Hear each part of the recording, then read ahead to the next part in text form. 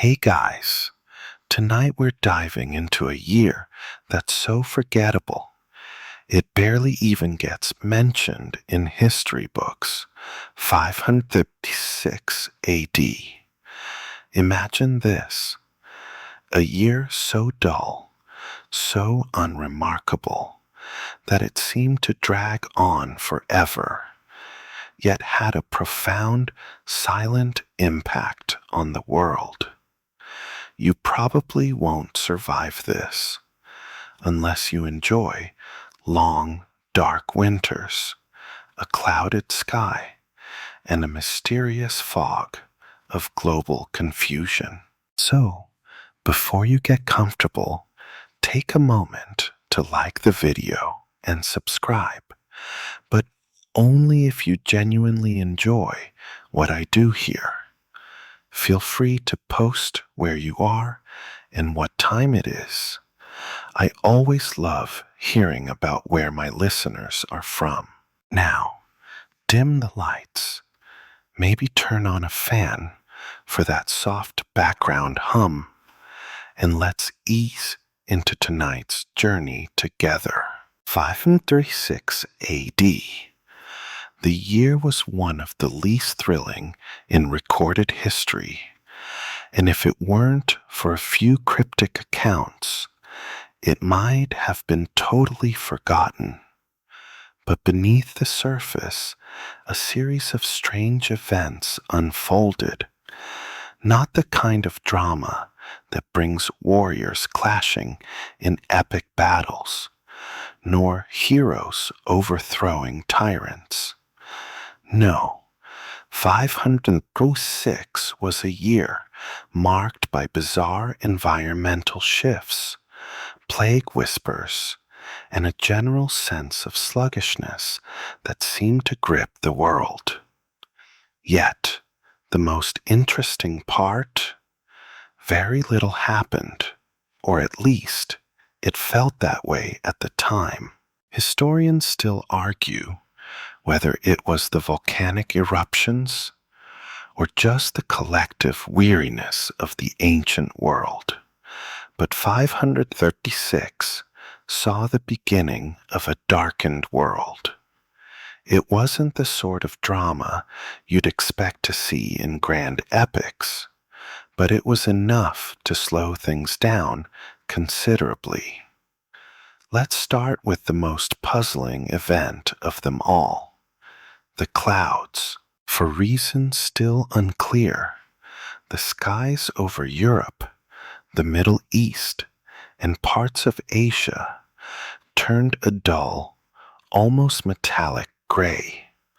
Some sources suggest this was the result of a massive volcanic eruption, perhaps in Iceland or somewhere nearby, that sent vast amounts of ash into the air, creating a blanket that shut out the sun for a long time. This cloud lasted for months, cooling the earth and dropping temperatures to a degree not felt for centuries. Imagine that. Summer, but a summer with no sunlight, no warmth. Crops failed, food became scarce, and people, well, they could only look up at a perpetually overcast sky and wonder if this was some sort of divine punishment. But you know what's funny? The world didn't stop. It just slowed down. People kept going about their business, farming when they could, trading when the markets opened, but it was a different kind of normal. A bit like a global version of running in slow motion. Historians often point out that there are no wild, dramatic stories to speak of from 536.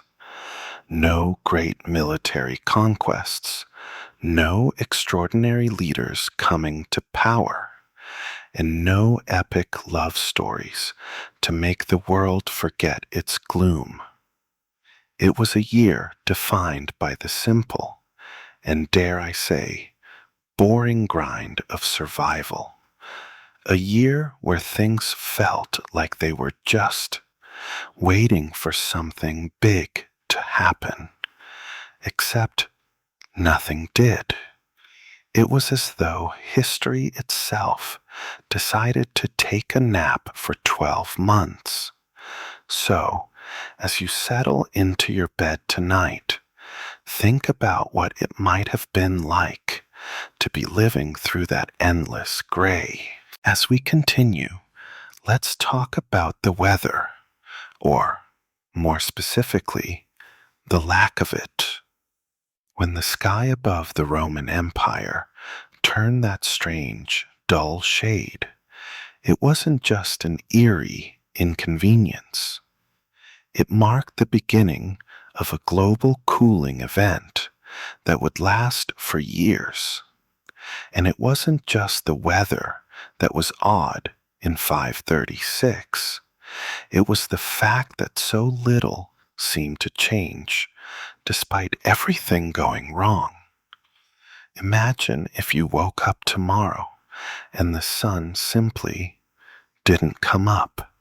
That's how it felt. And yet, people just adapted.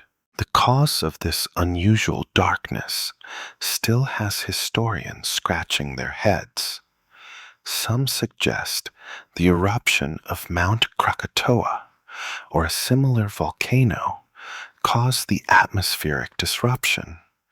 But volcanic theories don't always agree on the specifics. Was it Iceland? Was it in the Americas? No one can say for sure, but the result was undeniable. The year 536 had no summer. Crops didn't grow, harvests failed, and people struggled to feed themselves. But despite the chilling temperatures, the world didn't crumble. It just quietly endured. There's something strangely soothing about the idea of a world moving in slow motion. It wasn't like a sudden crash, but more like a gradual, creeping halt. Think about it. No rushing, no chaos, just a gradual understanding that things weren't going to work out quite as planned. Everyone knew something was wrong, but the absence of any large, defining event made it feel like the whole world was holding its breath. Even in Constantinople, where the Byzantine Empire stood tall but weak, oh so weak, the once thriving city seemed to slow under the ever-present gloom. The markets weren't bustling as they used to. Farmers were beginning to panic, and the already shaky leadership under Emperor Justinian struggled to hold everything together. But don't be fooled. There was one thing the Byzantines could rely on during this turbulent time: bureaucracy. For centuries, Byzantine rulers had been obsessed with codifying laws, setting standards, and recording everything, even if the laws weren't always followed. 536 AD was no exception. Despite the cold, despite the mysterious plague on the horizon, the Justinian Code, an attempt to codify Roman law into a clearer, more structured system, was in full swing. Some historians argue that it was this very legal structure that allowed the empire to survive this rough patch. It may not have been the most glamorous event in history, but the fact that the law was so tightly enforced might have been the only reason things didn't go completely haywire. It's funny, really. The year 536 might have been the most boring year in history, but it's also when one of the most important legal frameworks in Western history began to take shape. I bet no one was thinking about the future impact of codified law as they shivered through another day of gray skies. But somehow, it all tied together. If you had been walking through Constantinople in 536, you might have seen citizens dressed in furs and layers, trying to keep warm, while the emperor's officials scurried around to maintain order. Imagine the smell of cold stone buildings, the muted murmur of people speaking in hushed tones, and the pervasive sense that no one really knew what was going to happen next. It wasn't a time for big actions, only for surviving in quiet, persistent ways. Historians still debate whether this lack of dramatic events in 536 had anything to do with a larger global stagnation of sorts. Was it the cold that froze people's will to fight? Or was it something more subtle, a shift in human history that felt like a collective exhale, as if everyone were just waiting for the world to stop moving so fast? It's hard to say, but one thing's for sure. The year was unlike any other in its total lack of momentous happenings. It wasn't dramatic. It wasn't eventful. It was, in fact, painfully dull. Yet, it was a turning point for the future of empires, laws, and human perseverance. As the year dragged on, something even more insidious crept into the world's troubles. Plague. The cold volcanic skies and crop failures were only the beginning. Historians often talk about the mysterious plague that came not long after the darkened skies of 536. But here's where things get interesting. While the year itself was largely uneventful, it set the stage for something catastrophic that would only escalate in the years to follow. The actual outbreak of the plague would hit the Roman Empire and later Europe in 541 AD. But the year 536 was when everything started to brew. It's like the world was just laying the groundwork for the chaos that would erupt a few years later. This early presence of disease wasn't immediately visible, but many believed the weakening effects of the cold and failed crops compromised people's health, making them more vulnerable. You might imagine the world of 536 as a sluggish, slow-motion film, with people waking up every day to a reality that was slowly deteriorating. It's almost poetic in its mundanity. While it might not have been the loudest crisis, this invisible pestilence hung over civilizations like a faint, unspoken threat. The plague, which would become one of the deadliest events in history, started as an eerie whisper. It's fascinating that we tend to associate huge plagues with major historical events, but the truth is, the plague that started in 536 was so subtle It almost went unnoticed at the time. Historians still argue whether the global climate event or the worsening conditions of the empire directly caused the plague to appear. But one thing is clear. The year 536 didn't just set the stage for volcanic ash and cold weather. It was the beginning of a deadly storm that would take years to fully unfold. Now, here's the quirky bit.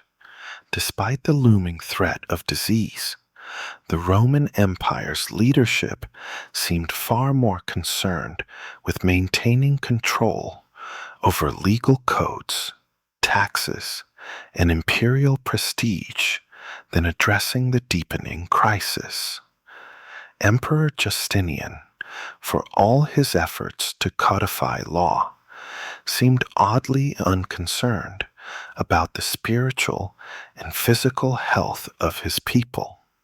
Instead of preparing for the coming plague, Justinian was focused on his ambitious building projects and military campaigns. It's almost as if he thought, we'll deal with that plague when it comes, not realizing that the threat was already at their doorstep. Meanwhile, the common people of the Byzantine Empire, who might have heard whispers of disease in the streets, probably took a different view.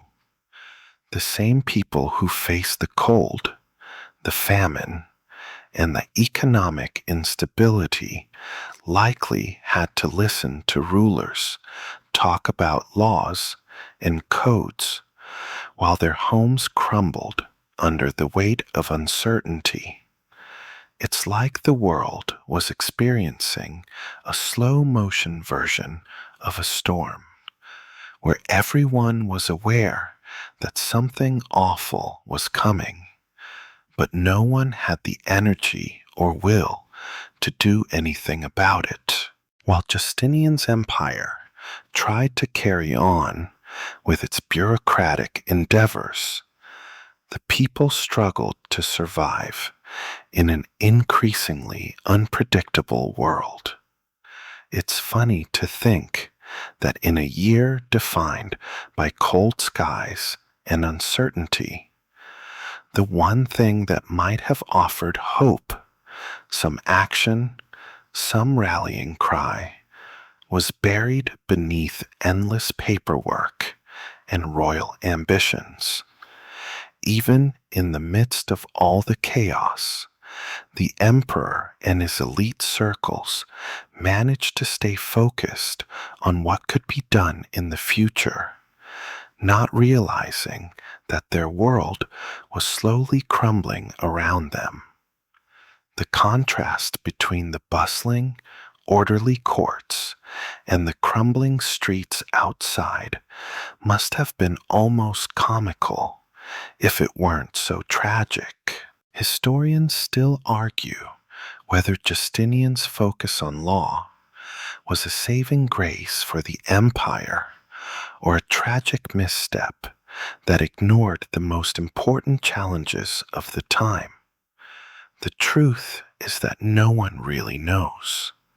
We do know, however, that this period marked the calm before the storm, and that storm was coming.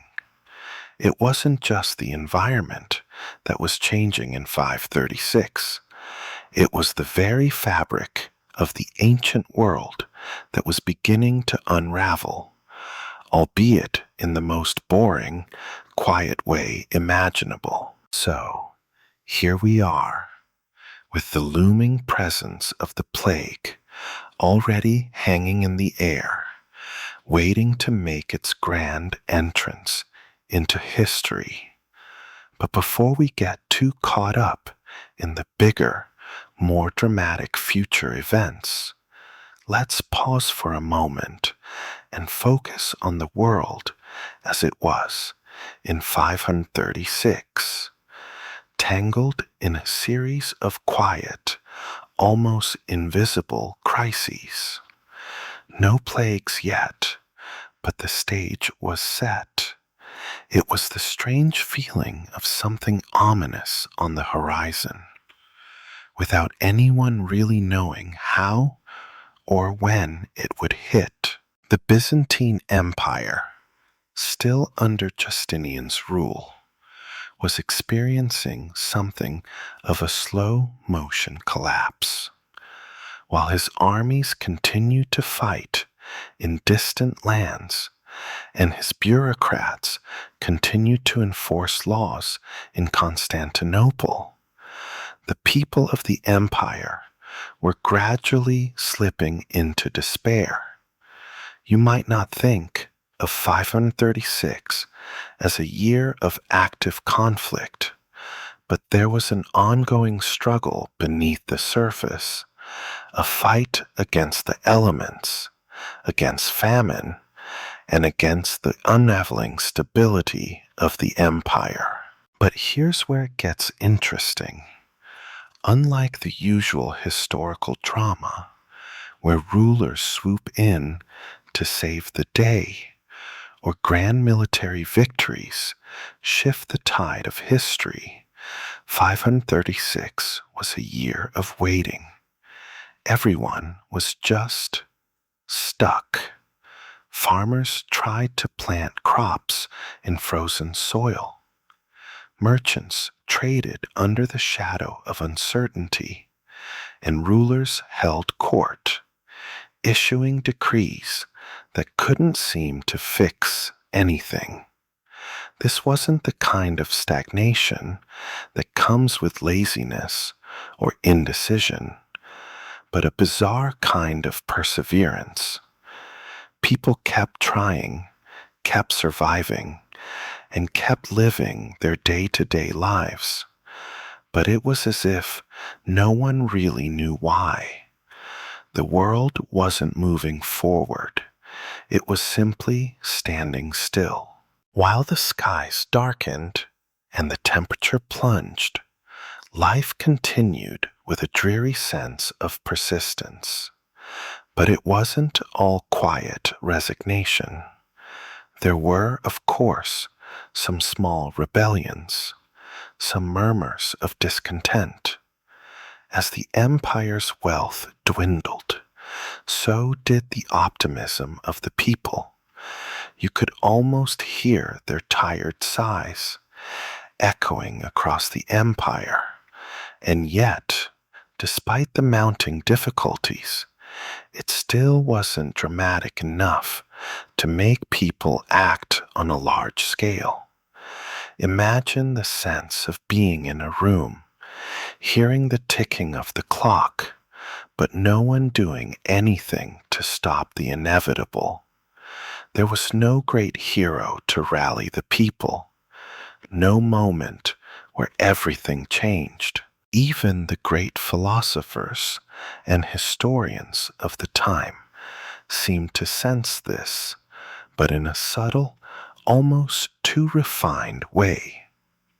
Enter Procopius.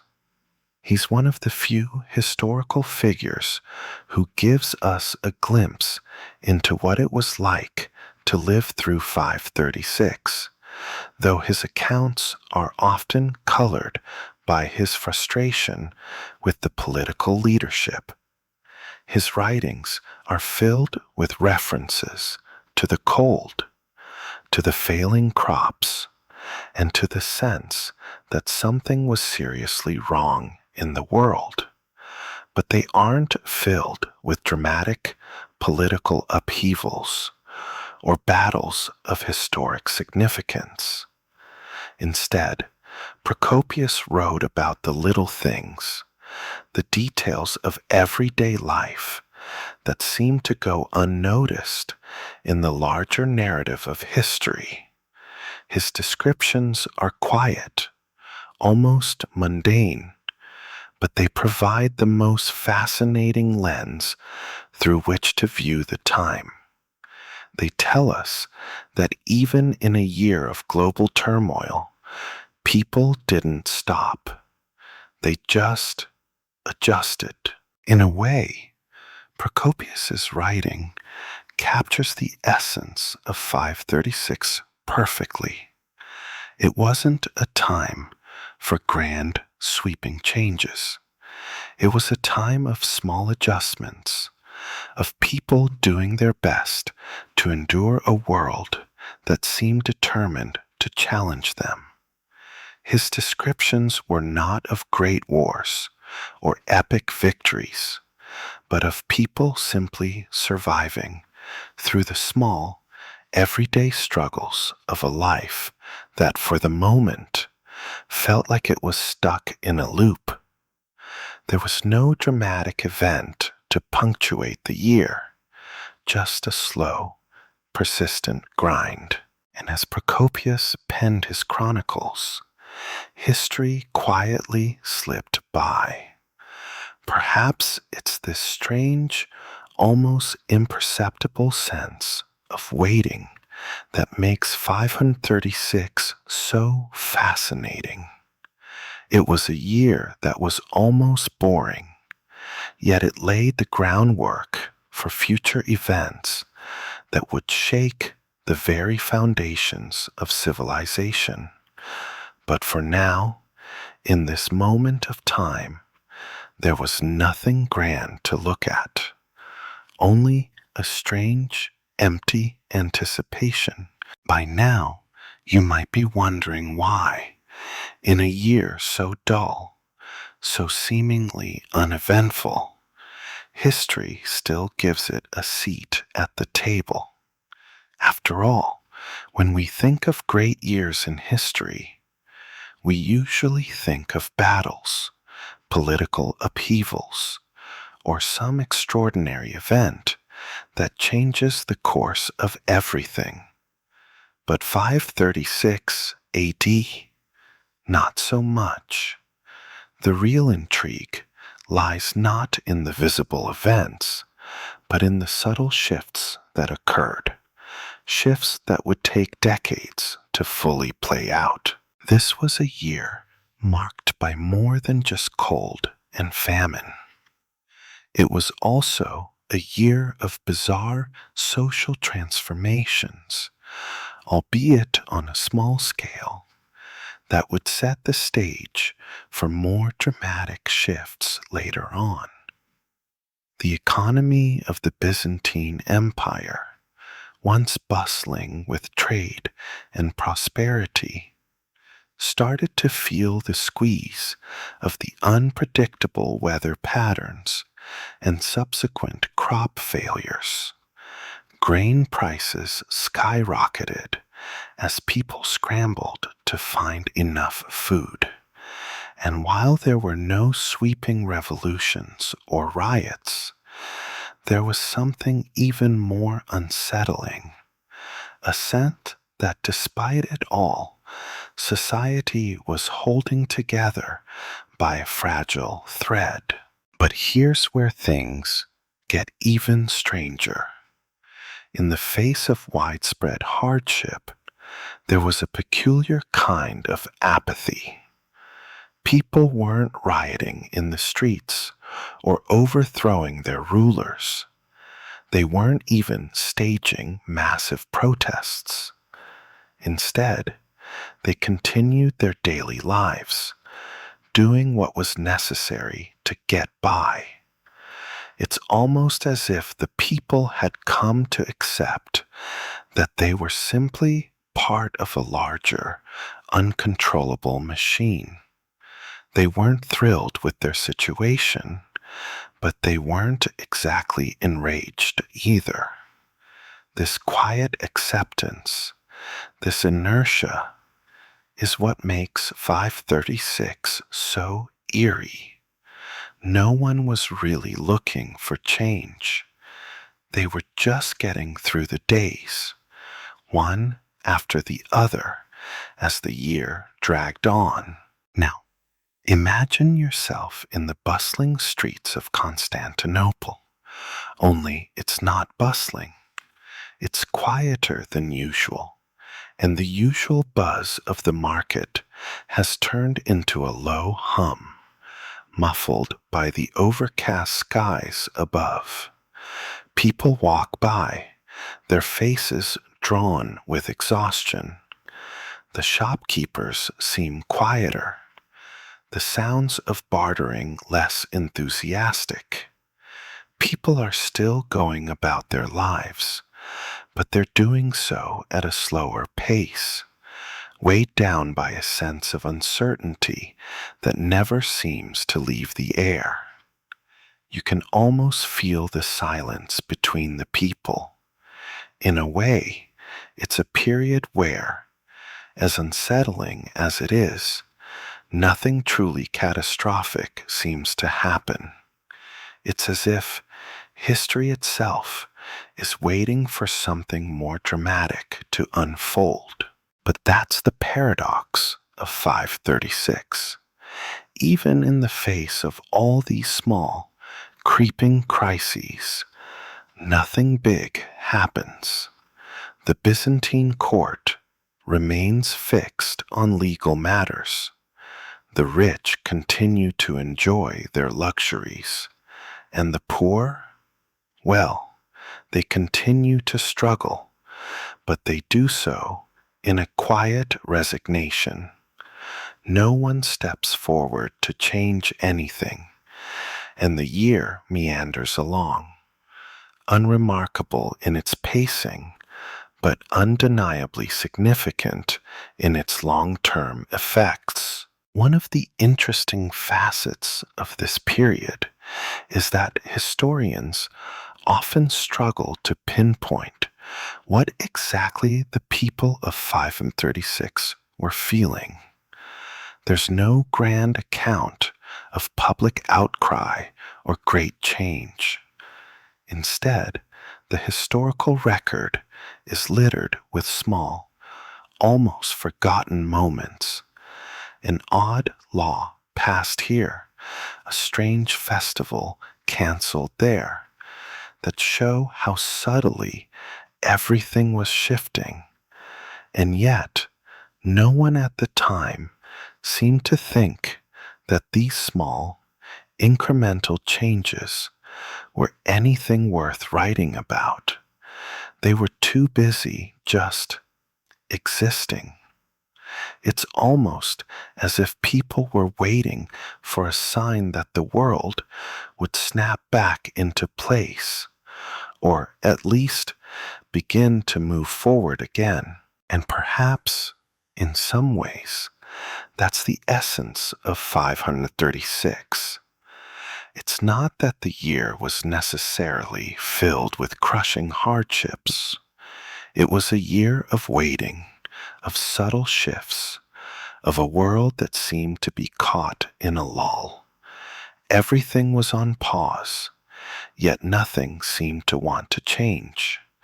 It was a year marked not by epic struggles, but by the quiet resignation of a society trying to hold it all together. And that, in itself, is a rather fascinating historical phenomenon. Let's take a moment to zoom in on one of the quieter, yet undeniably crucial aspects of 536, the role of bureaucracy and legal systems, especially under Emperor Justinian. Now, we've already mentioned the vast and sprawling Byzantine Empire, struggling against famine, cold, and the unseen plague creeping on the horizon. But here's where it gets interesting. Amidst all the uncertainty, Justinian's focus on law was steadfast.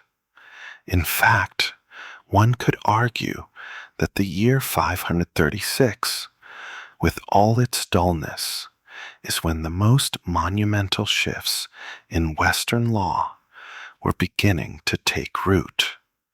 It wasn't loud or attention-grabbing, but the results would echo for centuries.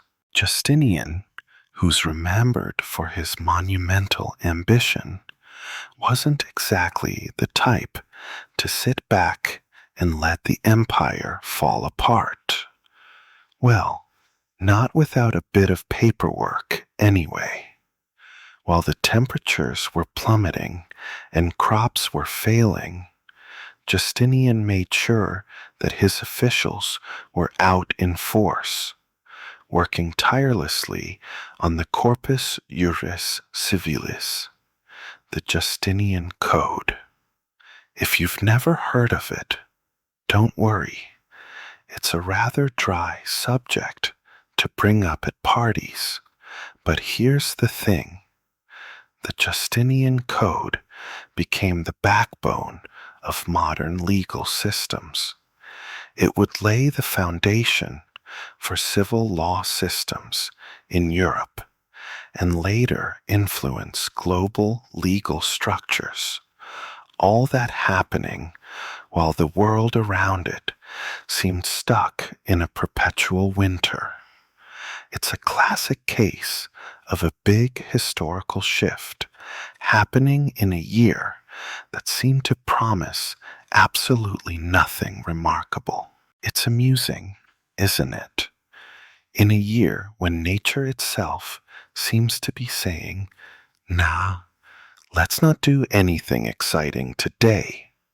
There's Justinian, sitting comfortably at the helm of the Byzantine Empire, making decisions that would one day shape the very laws that govern our societies.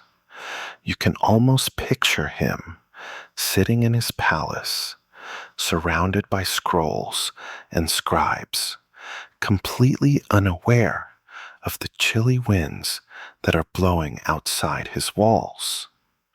While the empire was battling famine and environmental chaos, he was busy codifying the rules that would shape the future.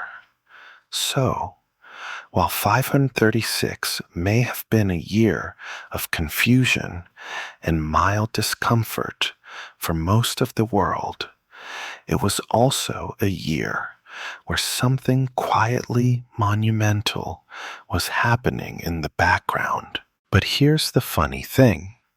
It's not that anyone in 536 AD was particularly aware of how important the Justinian Code would be. In fact, most people at the time probably couldn't have cared less. They were focused on surviving the immediate crisis at hand, fighting hunger, staying warm, and trying to make sure their children didn't freeze to death. Who had time for legal reforms when there were bigger, more pressing issues to deal with? Yet, for Justinian, his empire's long-term survival hinged not on quick military victories or grand conquests, but on solidifying a legal system that would, unbeknownst to him, outlive his reign by centuries. Historians still debate whether Justinian's obsession with law during a time of crisis was a stroke of genius or a sign of his inability to confront the real, immediate threats facing his empire. Was he too absorbed in the future to notice that the present was falling apart? Maybe. But whatever the case, this odd mixture of long-term planning amid short-term disaster is what makes 536 such a curious year in history. The world might have felt like it was stuck in a slow-motion disaster, but at the same time, the building blocks for the future were quietly being laid in dusty libraries and cold chambers. In a sense, the year 536 mirrors Justinian's entire reign. The struggle to balance short-term survival with long-term vision. It's almost as if the empire was in a constant state of flux, unsure whether to focus on solving immediate problems or making plans for a future that might not even exist. But Justinian, for all his flaws and challenges, knew that sometimes, when the world is going mad around you, you just have to keep plowing ahead with what you can control. And what he could control during that cold and uncertain time was the codification of laws that would serve as a bedrock for centuries to come. It's fascinating when you think about it. While the skies were dark and the empire seemed on the brink, Justinian's legal reforms were slowly, quietly pulling the future into place. The true scope of his ambition wasn't always apparent in the day-to-day lives of his subjects, but when you step back and see the larger picture, you begin to understand why 536, despite all its apparent nothingness, was anything but boring. Now, let's take a moment to focus on a less well-known but equally fascinating facet of 536, the strange absence of Viking activity. You might be thinking, wait, Vikings? In 536? Yes, indeed.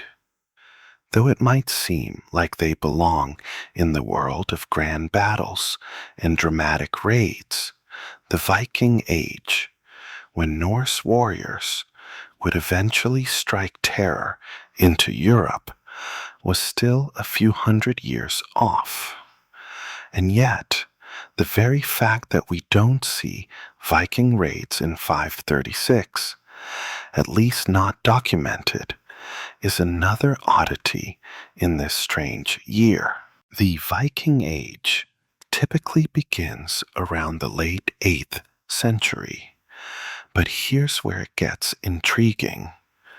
With all the social upheaval, environmental chaos, and breakdown of established systems in 536, it seems almost too perfect for a Viking-style invasion. The Roman Empire was weakening, the weather was unpredictable, and the general population was in a vulnerable state. Yet, the Vikings, or at least their ancestors, didn't take advantage of this moment of global uncertainty.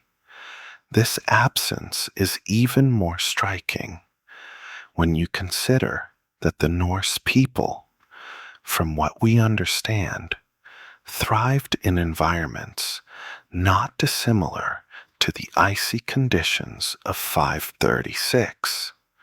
So why no raids, no surprises from the north? Historians still debate why the Viking raids didn't come earlier than they did.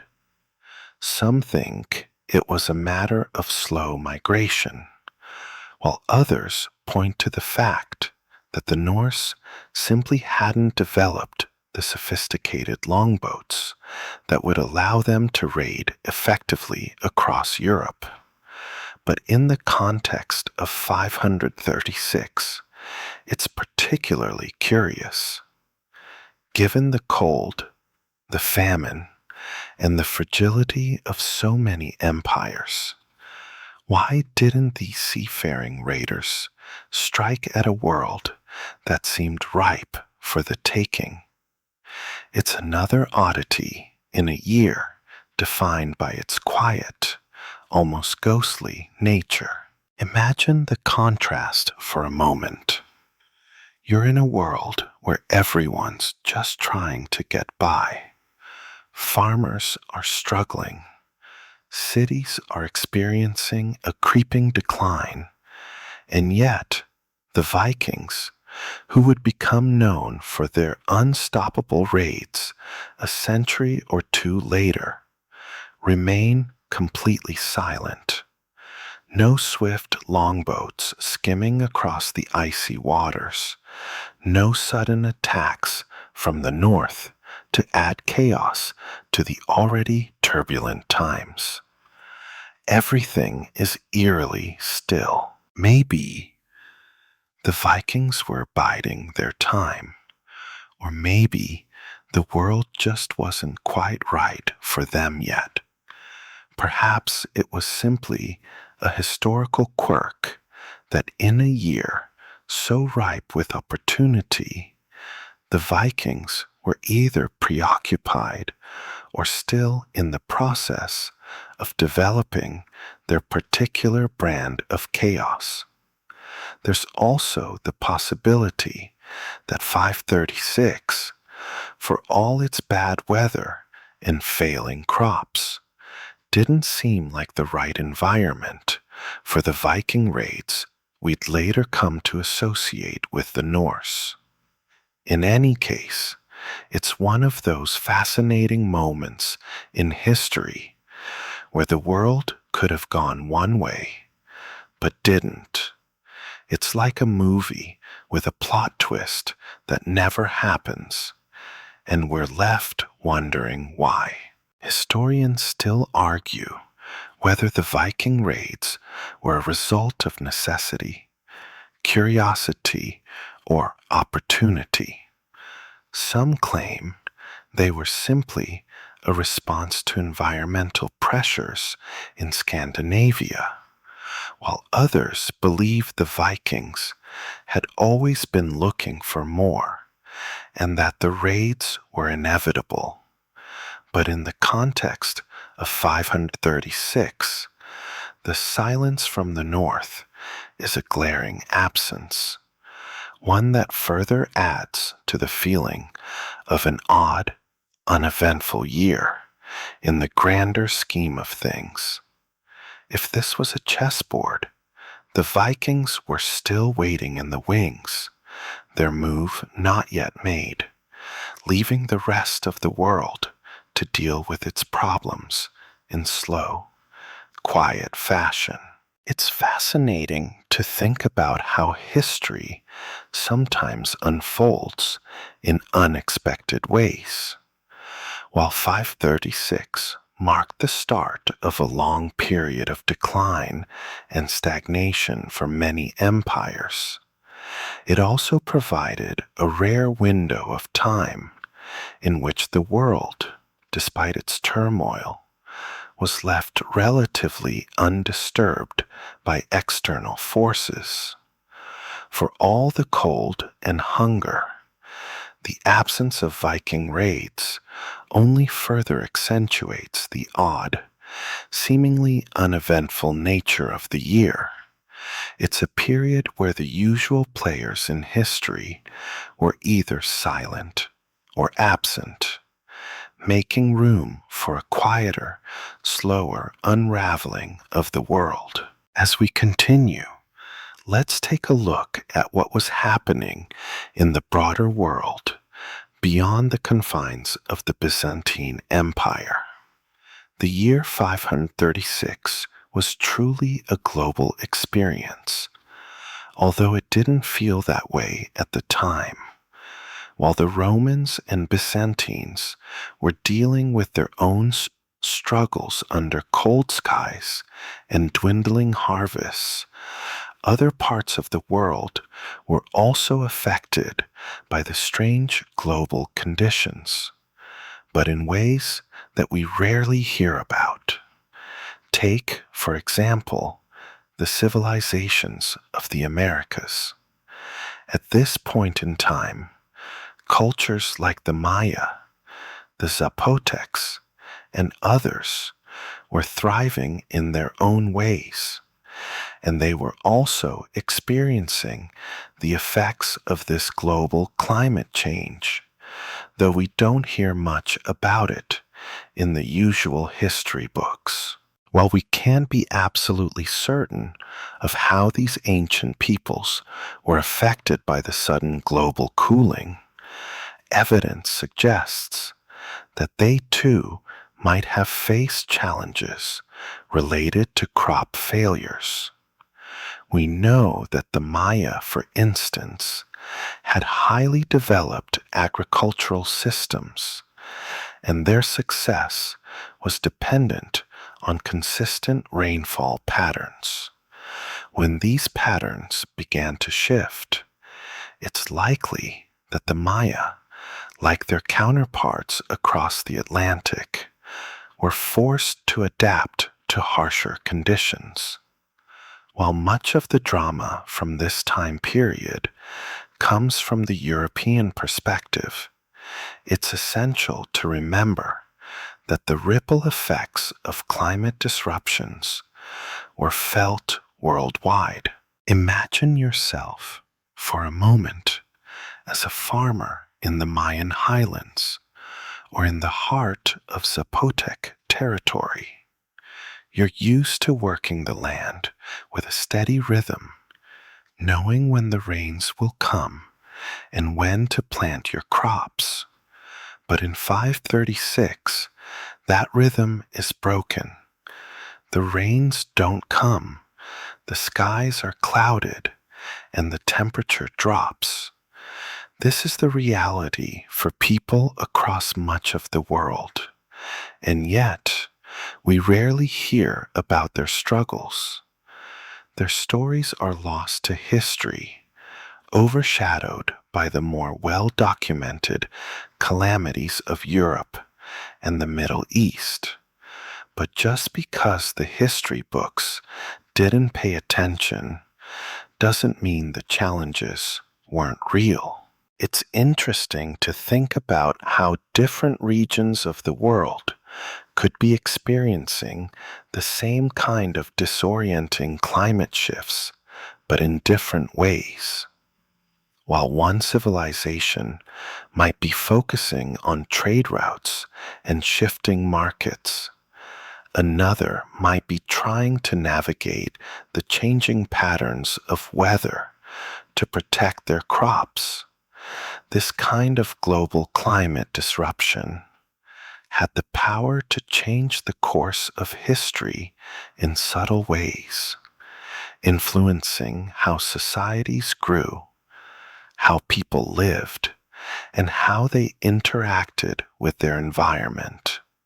Yet, despite all of these significant challenges, the year 536 felt like a time of muted responses. Everyone was just kind of adjusting. But here's the curious thing.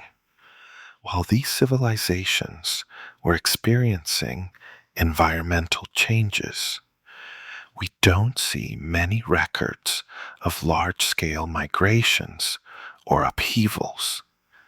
There's no dramatic exodus, no large-scale wars breaking out over food or territory.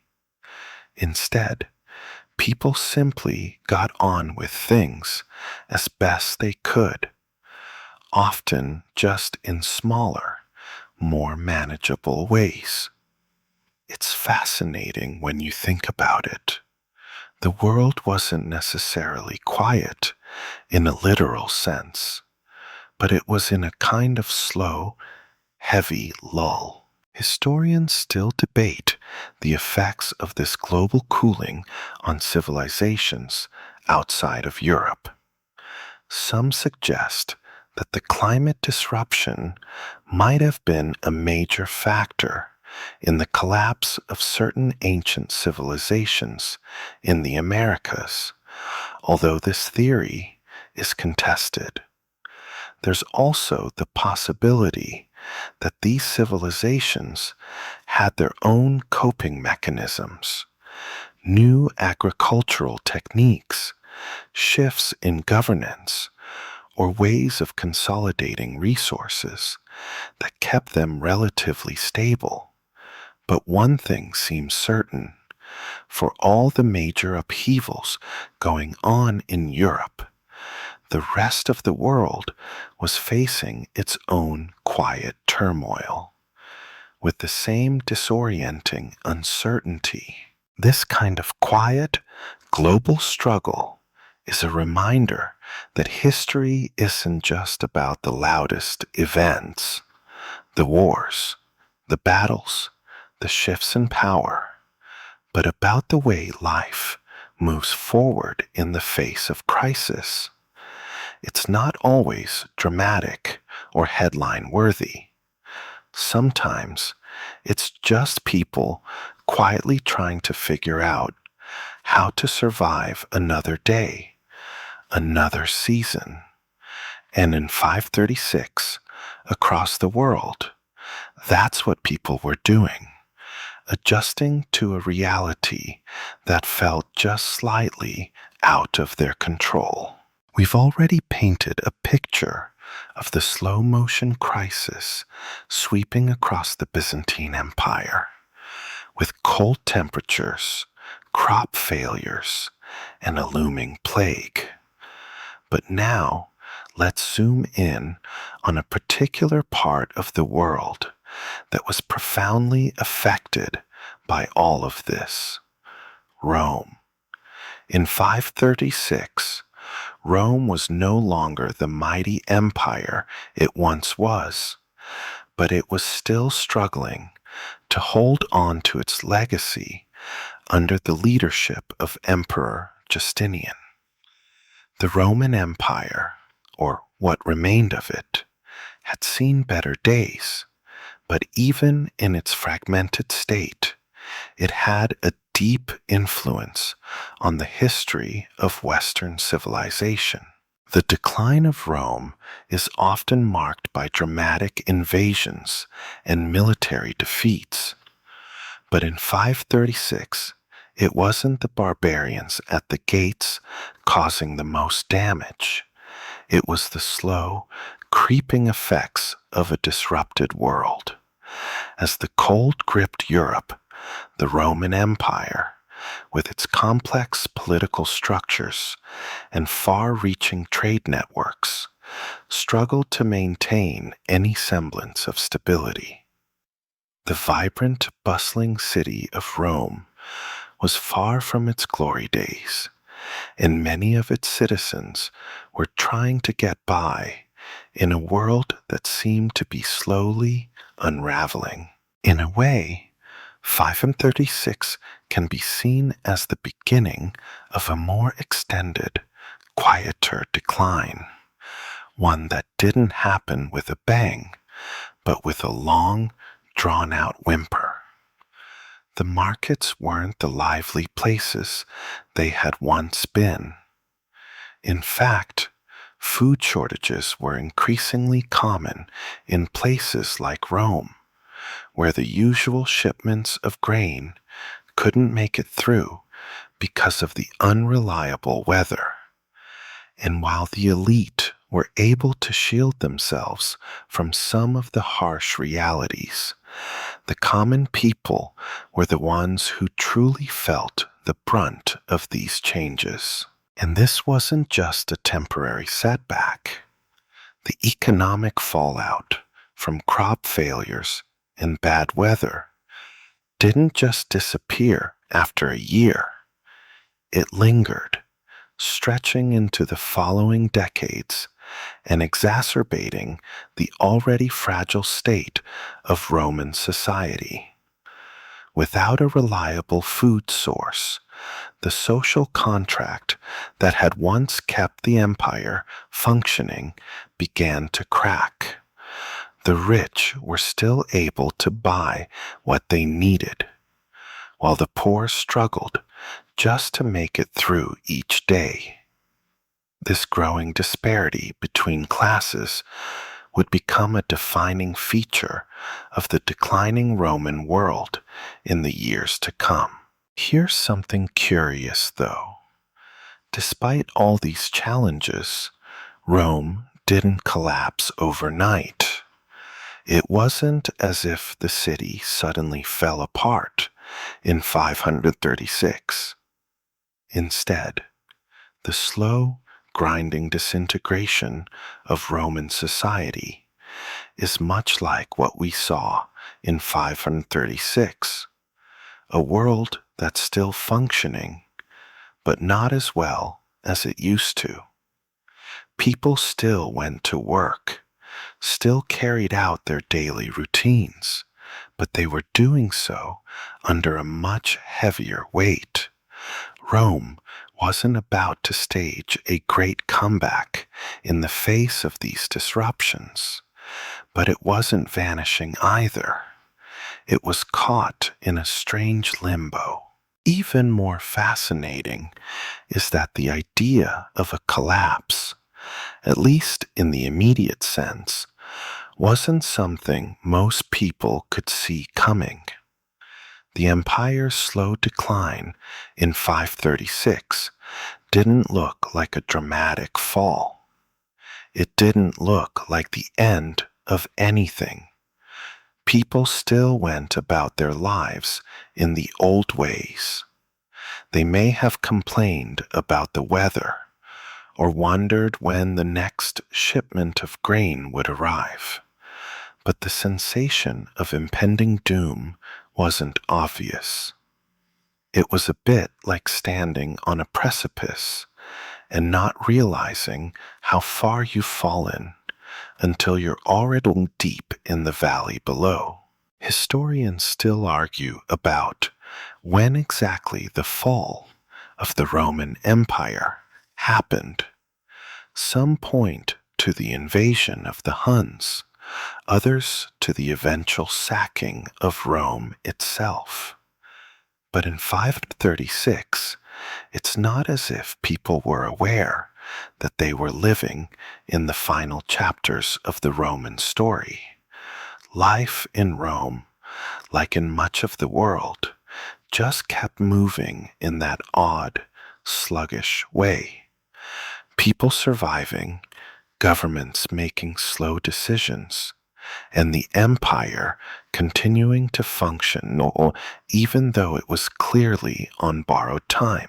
It's as though the year 536 was a collective pause for Rome, a chance for everyone to stop and think, well, things aren't so great, but we're still here. The people weren't planning for a grand collapse, but were simply adjusting to a new reality. The city that once ruled much of the known world was now a city of survivors, its grandeur slowly replaced by the ordinary and sometimes desperate attempts to keep the wheels turning. And it would be this quiet, uncelebrated endurance that would characterize the next few decades of Roman history. It wasn't going to be a dramatic, sudden fall. It would be a slow, grinding descent into something else. Let's take a step back for a moment and reflect on the broader consequences of the events of 536. While it may not have been the kind of year that brought about a sudden or dramatic change, it was still a year of subtle shifts, ripples that would shape the course of history. The cool temperatures, the strange darkened skies, the crop failures, all of these events created a domino effect that would be felt for years, even centuries.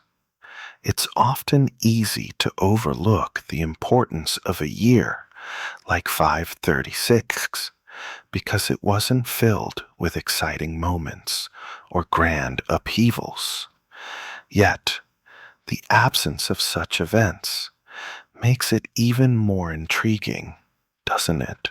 As we've discussed, much of the immediate aftermath of the 536 crisis was felt most acutely by farmers and everyday citizens, while the elite may have been able to shield themselves to some extent from the worst effects, the common people had to rely on their resourcefulness and resilience. Imagine the endless days of waiting for the cold snap to end, hoping that crops would someday return to their previous bounty. The climate's unpredictability left the poor in an ongoing state of anxiety, while those in power were often too distracted by more abstract concerns, like codifying laws or planning military campaigns, to deal with the real, immediate needs of their subjects. And while the daily struggle of the common people may not have made for thrilling history, it was this very struggle that ensured the survival of empires. Despite everything, the darkness, the cold, the famine, life kept moving forward, if only in small, incremental ways. People still gathered, still worked, still built. It wasn't glamorous or dramatic, but it was resilient. The fact that entire populations could endure year after year under these conditions speaks volumes about human perseverance. In fact, one of the most remarkable aspects of 536 and its aftermath was how humanity responded to what must have felt like an overwhelming force of nature. There was no grand resistance, no desperate final stand. People didn't rise up against the darkness. Instead, they adapted. And perhaps that's the most human thing of all. Life, after all, goes on in strange and unexpected ways. As one generation passed and another took its place, the world moved on, ever so slowly, inching toward recovery. But the recovery wasn't immediate. It took time, and in some places, it took centuries. For the Byzantines, the slow march toward stability was interrupted by the plague that followed shortly after 536, and the Roman world would continue to experience economic hardship for years. For civilizations in the Americas, it's unclear how long they felt the effects of the climate shift, but the agricultural strains they experienced could very well have impacted the growth and sustainability of their societies. Historians still argue whether these seemingly minor disruptions, like crop failures, unusual weather patterns, and delayed migrations, played a major role in the eventual fall of ancient civilizations. Some claim that environmental stress, such as the cooling of the earth, could have been the silent catalyst for major changes, while others point to more obvious causes, like invasions, wars, or shifts in political power. But the truth is, it's the subtle changes, the things we don't see happening in real time, that often shape the course of history, even if it wasn't filled with grand, defining moments. 536 marks a significant turning point, one that might seem dull or insignificant on the surface.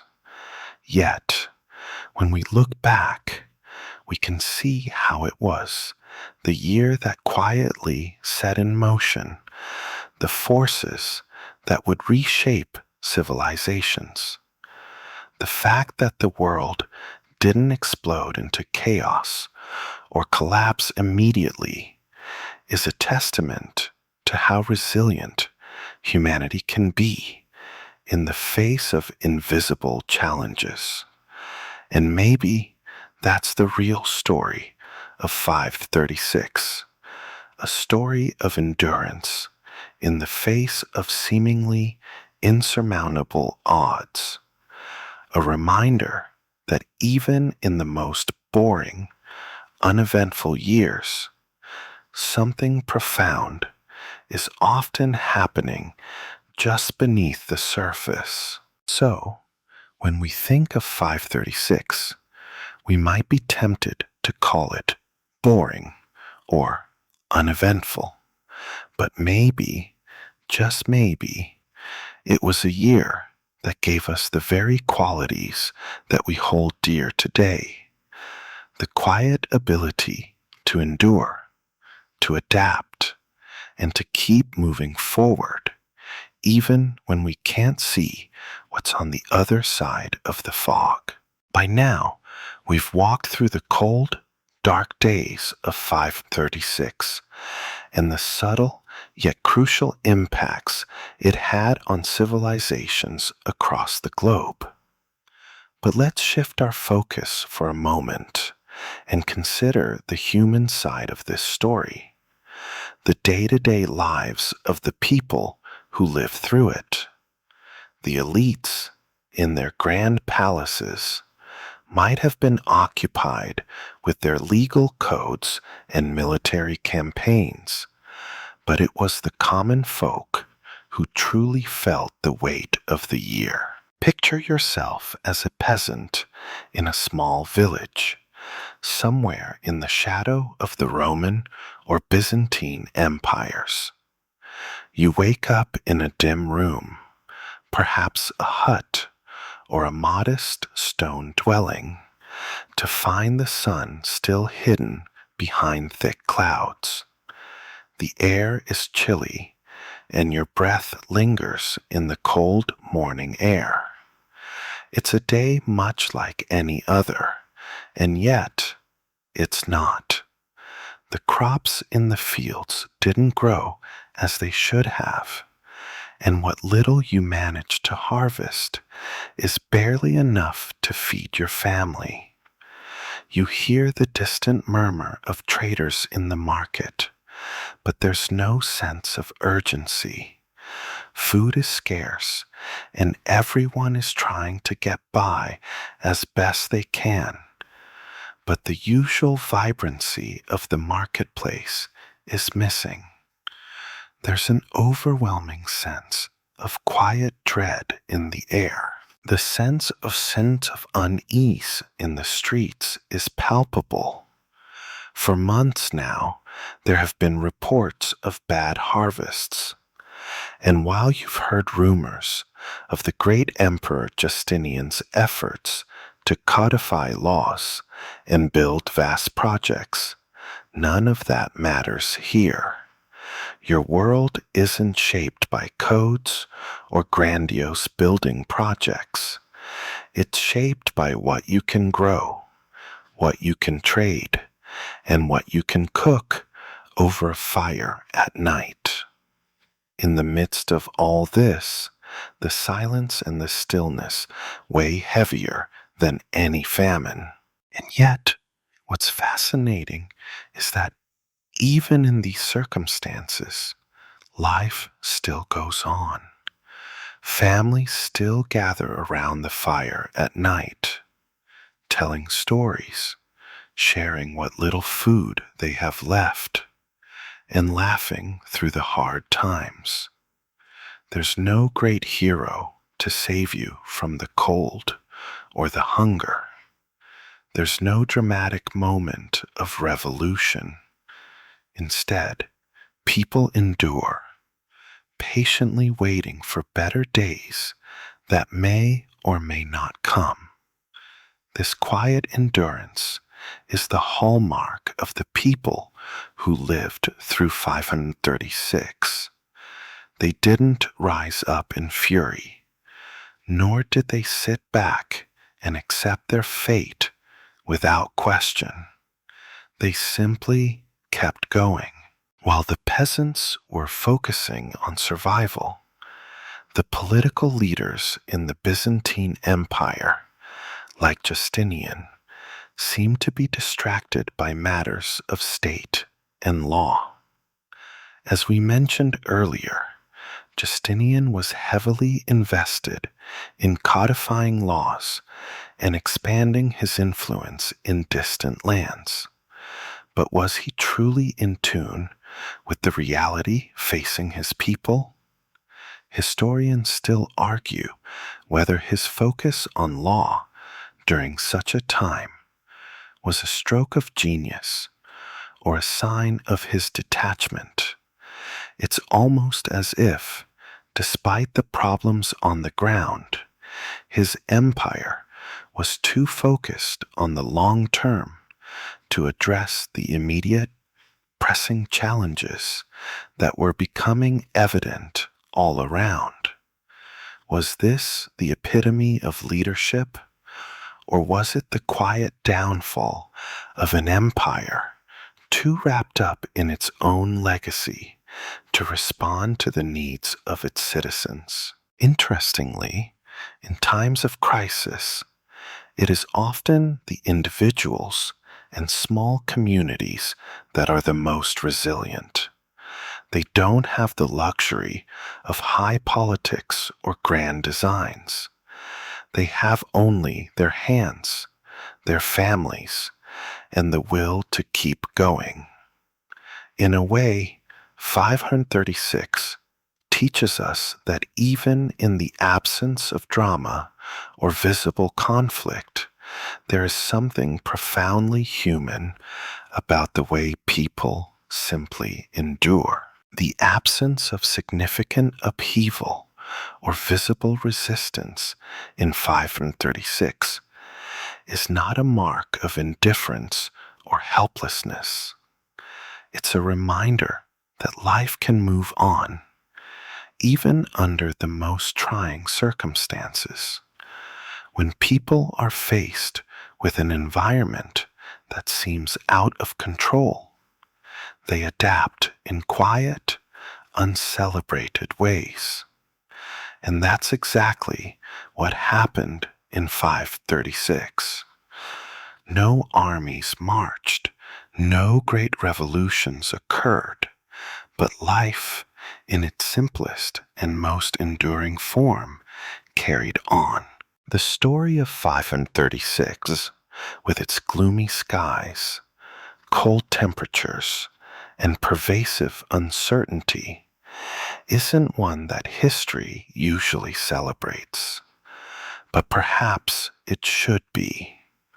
For in the quiet moments of this year, when it seemed like the world was simply waiting for something to happen, we see one of the most powerful forces of all: human resilience. The peasants in their villages, the traders in the markets, and the leaders behind their grand plans, all were responding to the same reality, one of survival.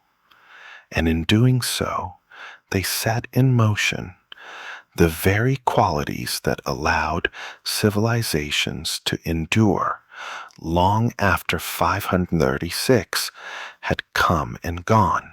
As we move forward through the foggy and dismal year of 536, let's zoom in on a key aspect of the era: the lack of large-scale rebellions or uprisings.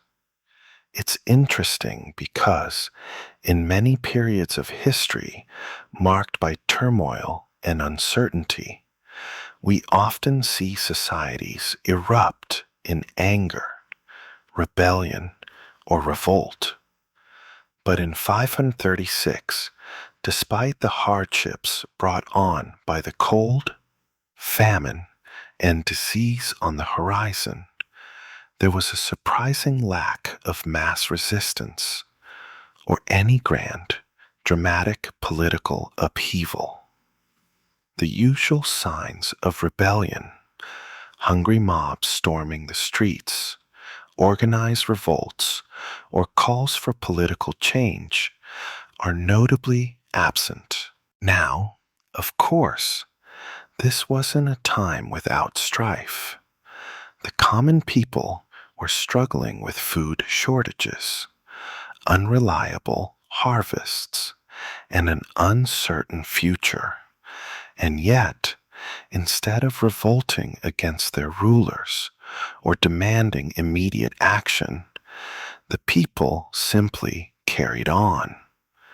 Historians still debate why this was the case, why, in a year that seemed to offer the perfect conditions for unrest, did the world remain so surprisingly still? Perhaps it was because people didn't expect immediate solutions. They had lived through hard times before and knew that survival was often about waiting things out. Maybe they didn't think they had the power to change anything. Or perhaps they just didn't have the energy to do so. After all, when you're uncertain about your next meal or how long the cold will last, it's hard to think about taking up arms. It's almost as if the collective mood of the world in 536 was one of quiet resignation, an acceptance that, for now, there was little to be done but endure. It's a far cry from the fiery uprisings that would later define much of European history.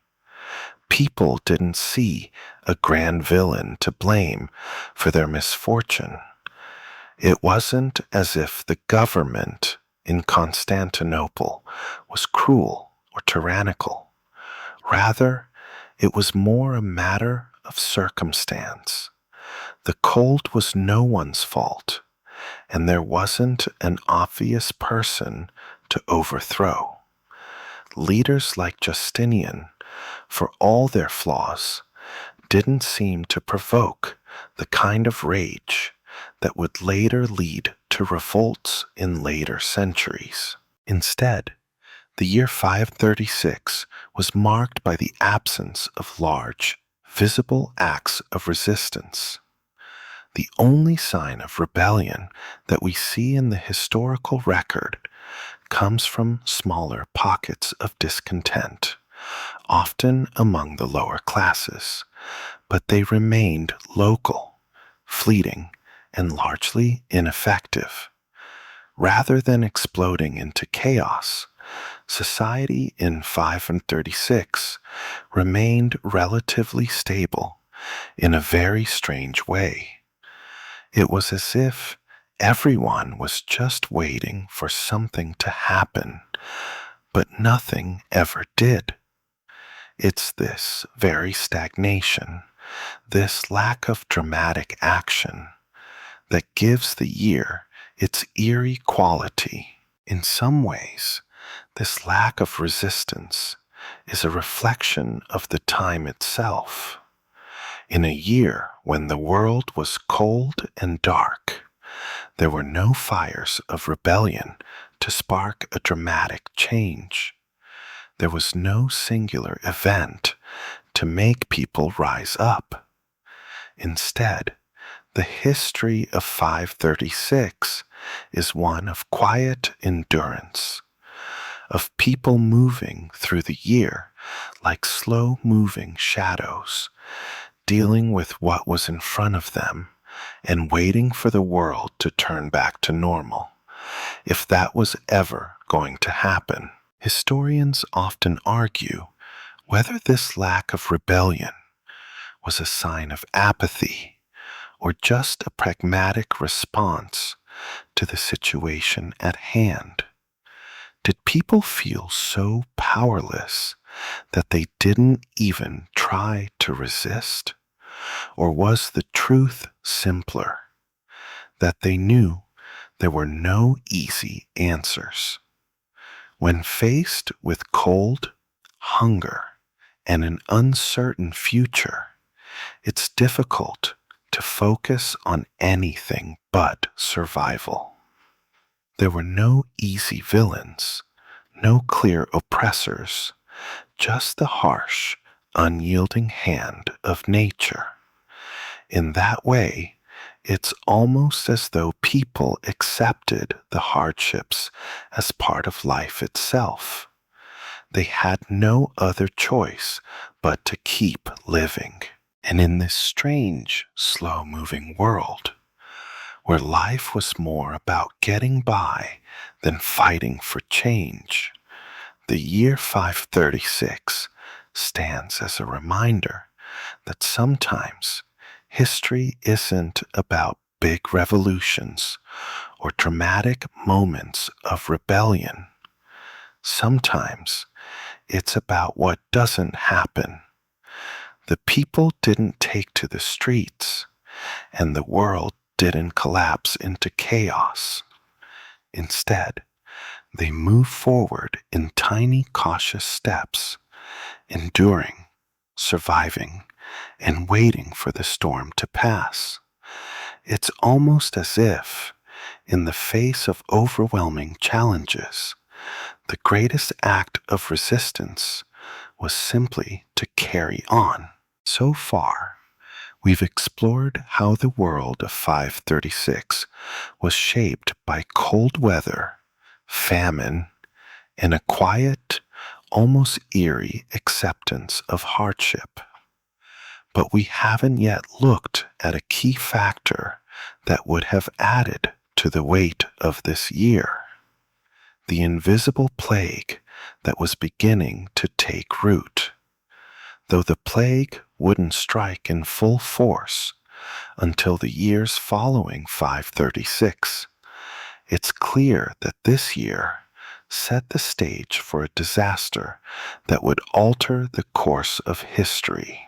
The Byzantine Empire, under Emperor Justinian, was already struggling to manage the environmental and economic stress brought on by the cold and crop failures.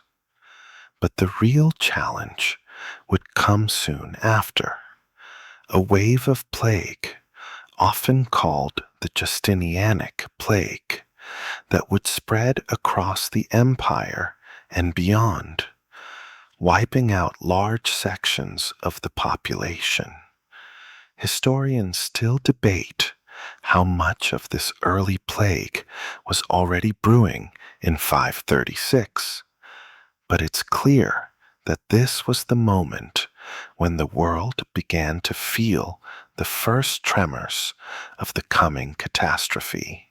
In many ways, the plague was an extension of the grim events of 536, a logical next chapter in a world that seemed to be collapsing in slow motion. The cool temperatures and crop failures weakened people's immune systems, making them more vulnerable to disease. The darkened skies, which had already caused so much uncertainty, seemed to create an atmosphere of impending doom. It was as if the world had been primed for disaster, and the plague was the final, invisible blow. But what's truly striking is how people at the time perceived the coming of the plague.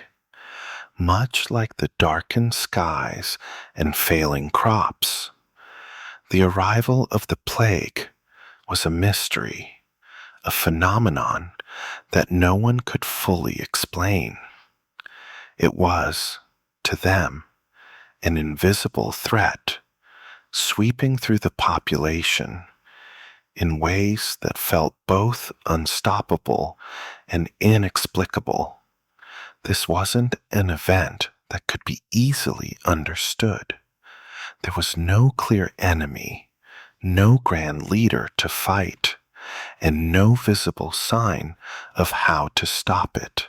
Historians still argue whether the plague was a result of the environmental changes caused by the volcanic eruptions, or whether it was simply a coincidence that it arrived at this moment. Was the cooling of the earth, combined with famine and social unrest, what made the population so vulnerable? Or did the plague simply take advantage of an already fragile society, striking when people were least prepared? These questions remain unanswered, but what we do know is that the plague would eventually kill millions and reshape the course of European and Byzantine history.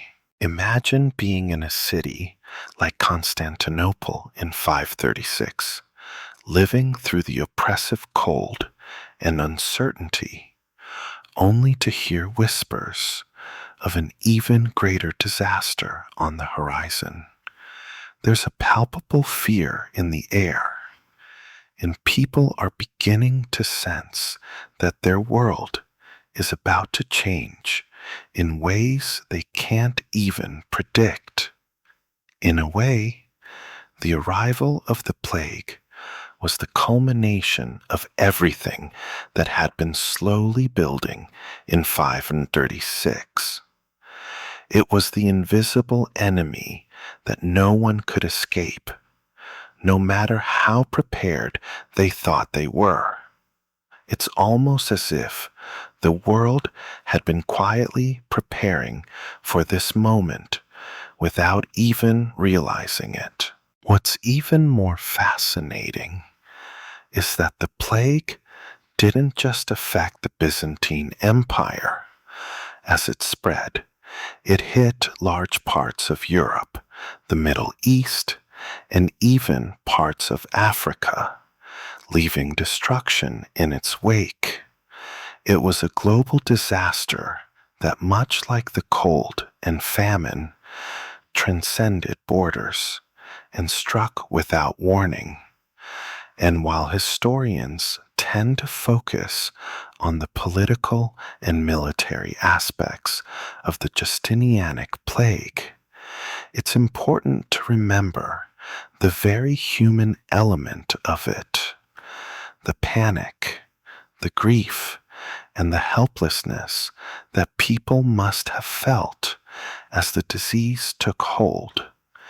There was no grand battle to be won, no fight for survival, just the relentless, creeping spread of an illness that no one could stop.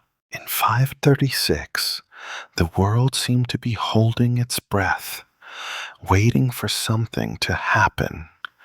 And in the years that followed, the plague arrived, taking advantage of that stillness, sweeping through populations in a way that echoed the earlier environmental disruptions. It wasn't an event of sudden violence or heroic action, but of quiet devastation. The people didn't fight back. They simply tried to survive, day by day, in a world that felt increasingly hostile. It's a reminder that sometimes history is shaped not by loud, dramatic moments, but by the quiet forces that move just beneath the surface. The plague, like the cold and the famine, didn't announce itself with fanfare. It simply arrived, taking the world by surprise, much like the slow-motion disaster that defined 536, and much like the hardships that preceded it. The plague would leave its mark on history in ways that would take years to fully comprehend. Now that we've touched on the arrival of the plague, let's take a step back and consider how 536 fits into the broader context of the world's historical trajectory. The year itself is often remembered as one of the most difficult years in the ancient world, yet its impact is far subtler than that of other periods marked by warfare or dramatic upheaval. In many ways, 536 can be seen as the beginning of a slow, quiet unraveling that would stretch across decades and change the shape of European history, while the more sensational events would come later. The height of the plague, the fall of Constantinople, and the eventual collapse of the Byzantine Empire. 536 was the quiet precursor, setting the stage for what would follow. What's striking about 536, when viewed through the lens of history, is that it was a moment in which everything seemed to pause. This wasn't a year of great defeats or victories. There were no major battles, no defining figures rising to the top of history's stage.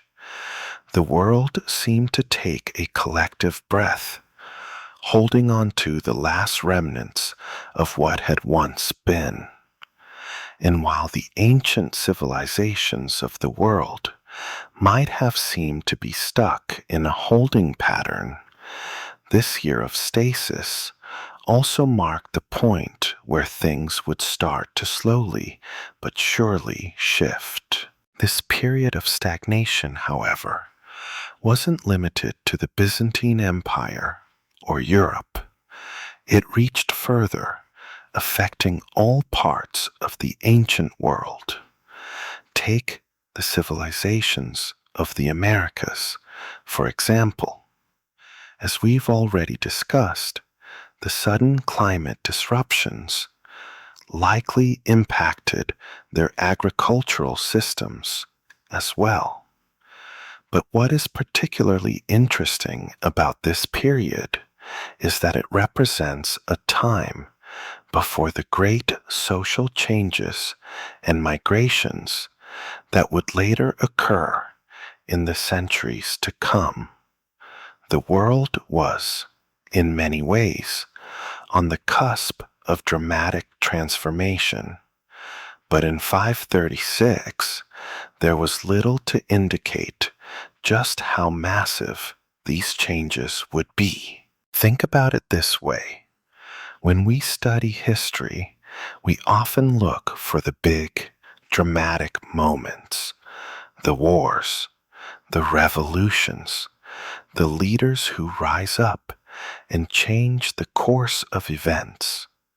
But in 536, the real story was not in the loud events, but in the silence, the cold, the famine, the hidden plague that slowly crept into the world's consciousness.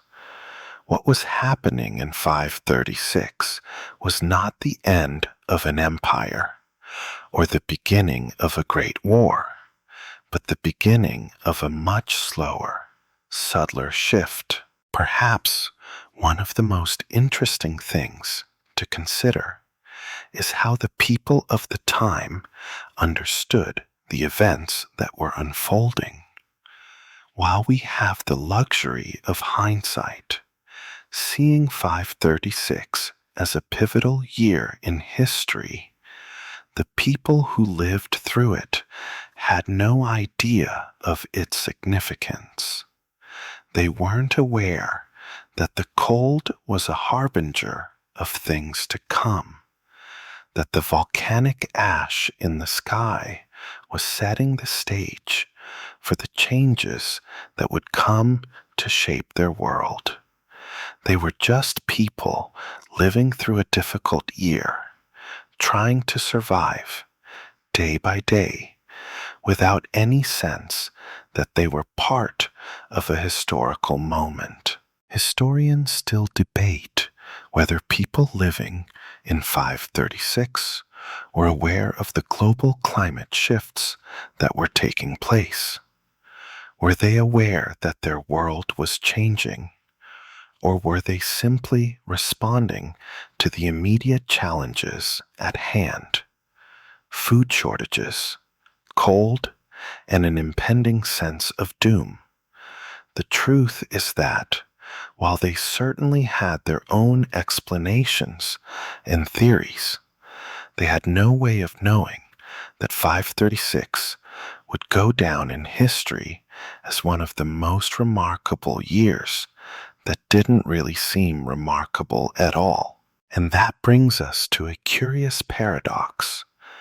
The very lack of awareness or understanding of 536's significance is what makes it so significant. It's a year that seems to slip through the cracks of history, overshadowed by the louder events that came after. And yet, it was in this year, this quiet, unassuming year, that the foundations for later historical shifts were laid. It was the point at which civilizations began to grapple with forces far beyond their control. Environmental changes, the spread of disease, and the collapse of old systems of power. The disorienting quiet of 536 also mirrors how history often works. Slowly, steadily, without much fanfare. Sometimes it takes decades or even centuries for the full implications of a year to reveal themselves. The actions of a single year don't always shape history in immediate, dramatic ways, but sometimes those quiet years, those years that feel like nothing is happening, are the ones that plant the seeds for the events to come. In a way, 536 was a pause, a time of waiting for something to change without knowing what was next. But the seeds planted in that year would later sprout into the plagues, the wars, the migrations, and the social upheavals that would define much of the medieval world. It wasn't dramatic, but it was undeniably important. The quiet, hidden changes that began in 536 would echo through the centuries to come, making this seemingly uneventful year a pivot point in the shaping of our world. Now that we've seen how the year 536 set the stage for many of the forces that would shape the course of history, let's take a moment to consider something we haven't yet touched on in great detail: the longer-term social consequences of this difficult period. While we've explored the cold, the famine, and the plague, there's another quiet but significant impact that these disruptions had on societies. A shift in the way people began to think about their place in the world. For much of the ancient world, life was shaped by deeply entrenched social hierarchies.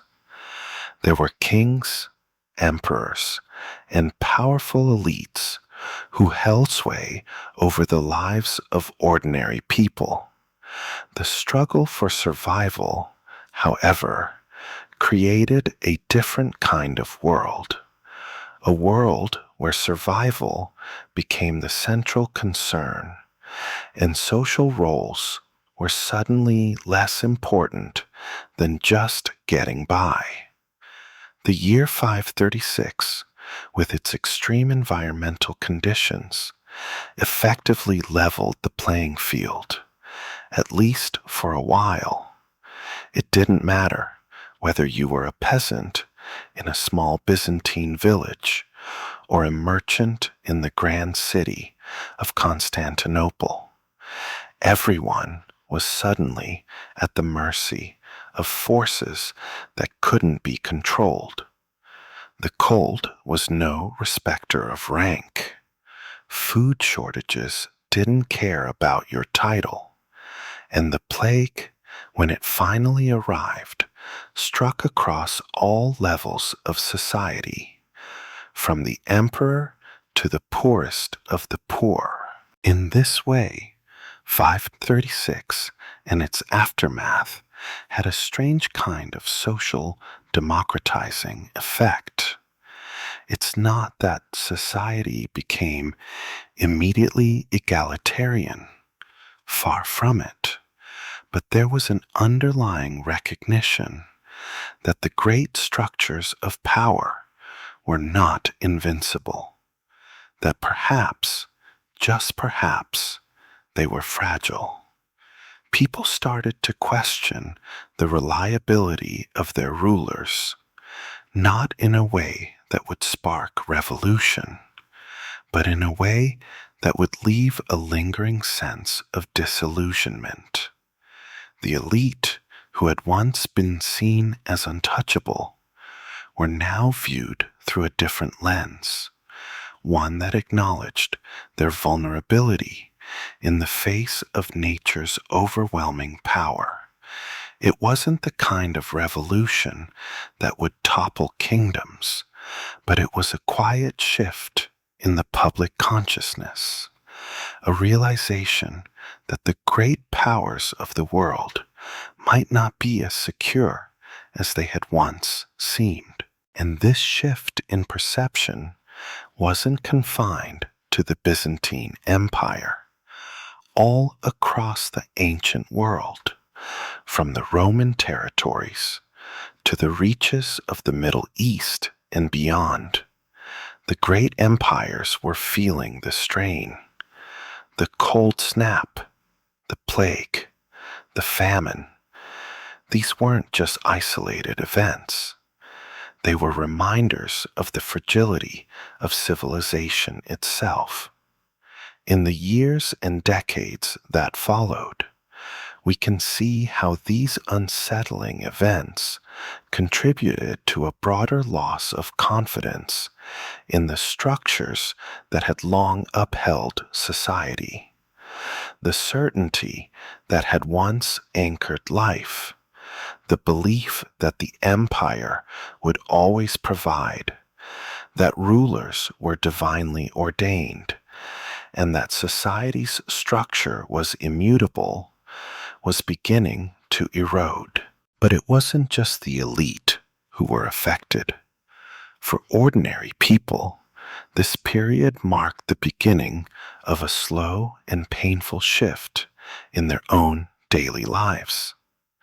In a world where survival was the most immediate concern, social and economic mobility began to change. The rigid class structures, while still present, became less important when compared to the basic necessity of food, warmth, and health.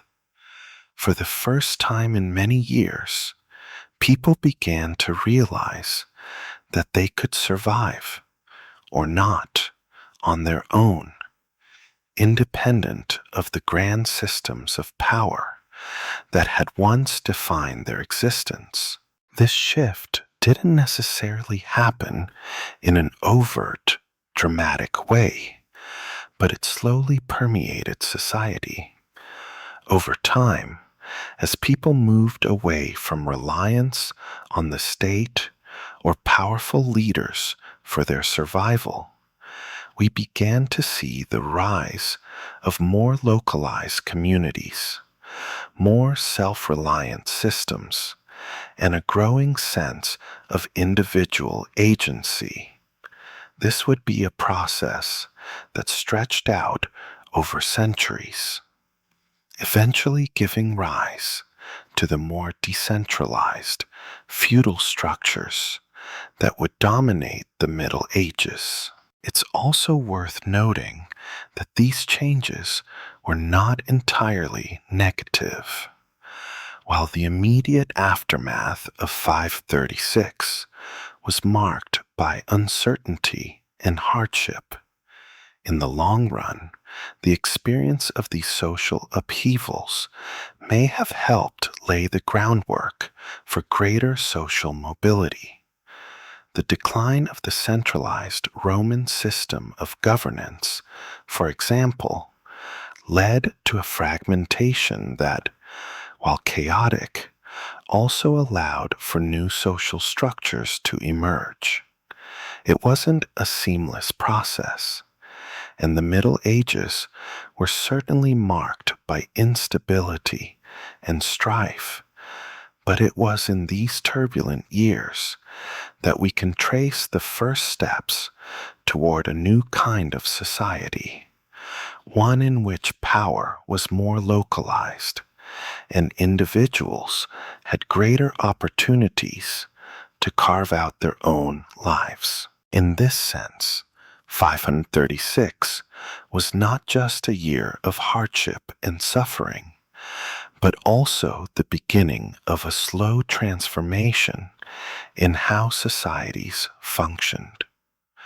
While the upper echelons of power struggled to maintain their dominance, ordinary people found new ways to survive and adapt.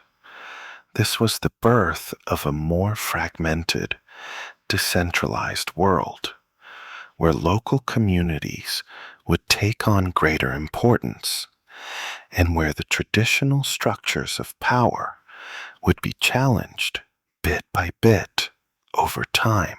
As we continue to examine the aftermath of 536, it's important to take a moment and focus on something less obvious, but still highly significant: the psychological effects of living through such a period of uncertainty and chaos.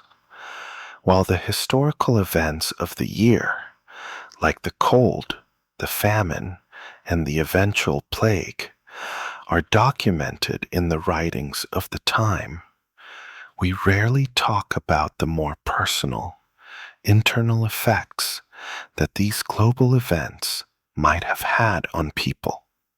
In a time when survival was the dominant concern, how did the people of 536 cope with the psychological weight of an unpredictable, harsh world?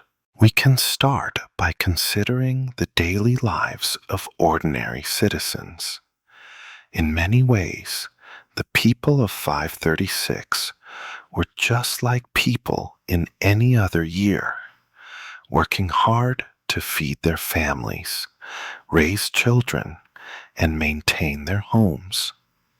But the challenges they faced, from bitter cold to crop failures, would have created a persistent atmosphere of stress and uncertainty. Imagine trying to go about your day-to-day activities, but always wondering if today would be the day that the harsh weather would destroy your crops, or whether the famine would reach your door. There would have been a constant underlying anxiety, a sense of helplessness and fear that could have permeated everything from family life to community interactions. The psychological toll of this constant anxiety is difficult to measure. We know that food shortages and poor living conditions can lead to stress, depression, and even social unrest. But in the context of 536, these factors were compounded by the unpredictable climate and the looming threat of plague. The people in these civilizations weren't simply dealing with cold weather.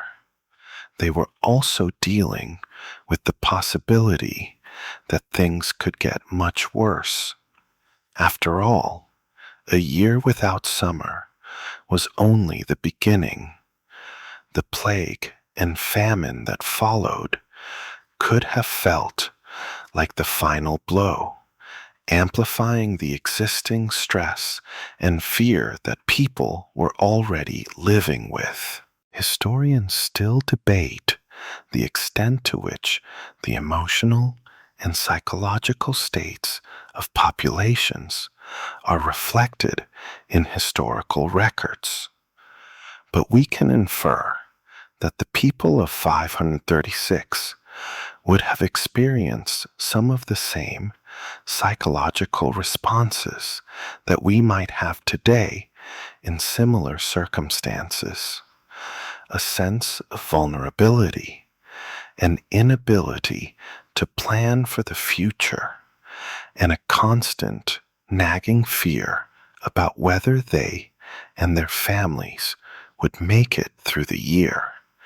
And yet, in the face of all this, there was no great upheaval, no widespread panic, just a kind of quiet resilience, a grim acceptance of whatever fate had in store. The lack of visible social or political upheaval in 536 might also speak to the collective mindset of the time. People weren't engaging in large-scale resistance or rebellion because they might have been too preoccupied with surviving the present. When the world feels like it's out of control, when nature itself seems to be working against you, your focus shifts from larger ideals of freedom or change to the smaller, more immediate concerns of getting through the day. In a way, 536 became a year of survivalism in the purest sense. People were living moment by moment, doing what they had to do to ensure their own survival and the survival of their families. It's important to note that this psychological shift wasn't limited to the poor or disenfranchised. It would have affected all levels of society, even the elites. While the ruling class might have been busy with codifying laws and pursuing their grand visions, they too were living under the shadow of the same uncertainties. The difference, of course, was that they had the luxury of isolation and resources. But even for them, the constant threats to stability and well-being would have had a profound psychological impact. Rulers like Justinian might have kept their focus on the grand task of empire building and lawmaking, but they too had to contend with the fear that the foundations of their empire could crumble beneath them. Psychologically, the year 536 marked a shift in how societies might have viewed their future. For generations, the cycle of prosperity and stability had been taken for granted, especially in the Roman and Byzantine worlds. But 536 shattered that sense of security. It's easy to imagine how this might have shaped people's views on their place in the world. Life became more fragile, and people began to recognize that their survival wasn't guaranteed, regardless of their social status. This subtle shift in perspective, away from the belief in a stable, unchanging world, to one marked by uncertainty, may have contributed to the general sense of decline that permeated many ancient societies during this period. And yet, despite all this, the world did not come to a sudden, cataclysmic end. People adjusted, endured, and survived. The resilience of ordinary people is perhaps the most remarkable aspect of this period.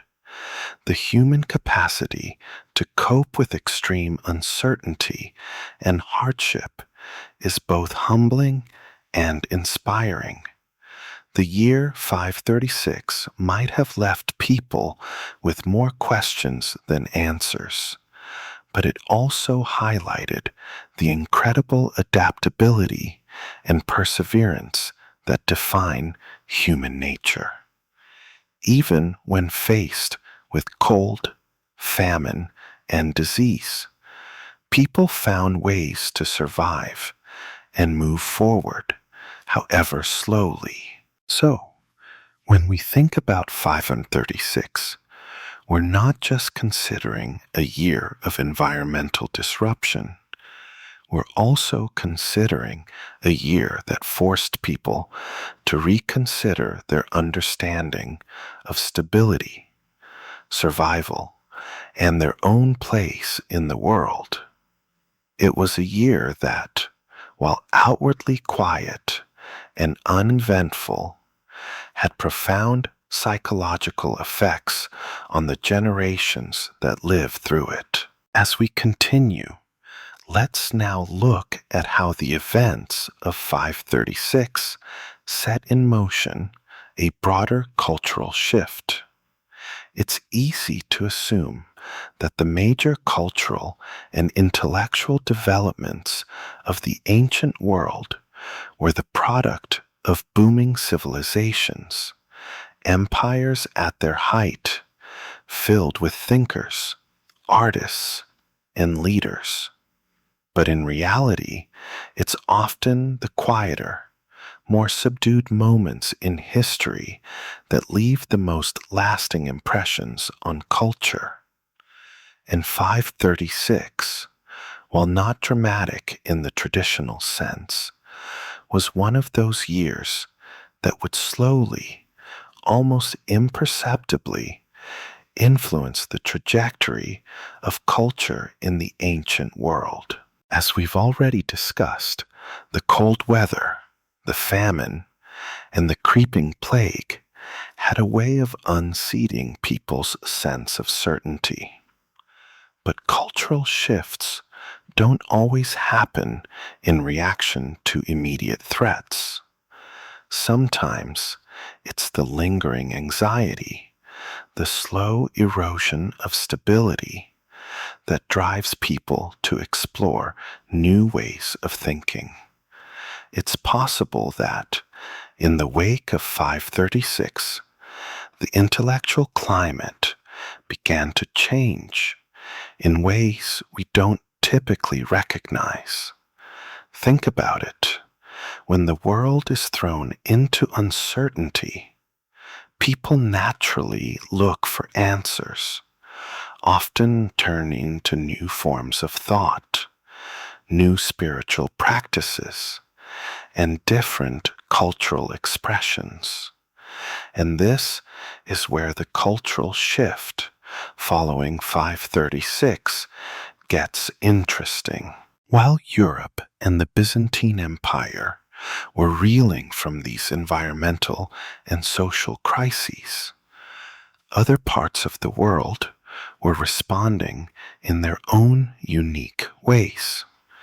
In particular, this period marks the beginning of a transformation in religious and spiritual thinking, as people began searching for explanations in the face of seemingly unexplainable disasters. The old gods, gods that had once been believed to govern over harvests, seasons, and military victories, seemed powerless against the harsh forces of nature. In response, People turned to new forms of belief, seeking solace in more personal and introspective religious practices.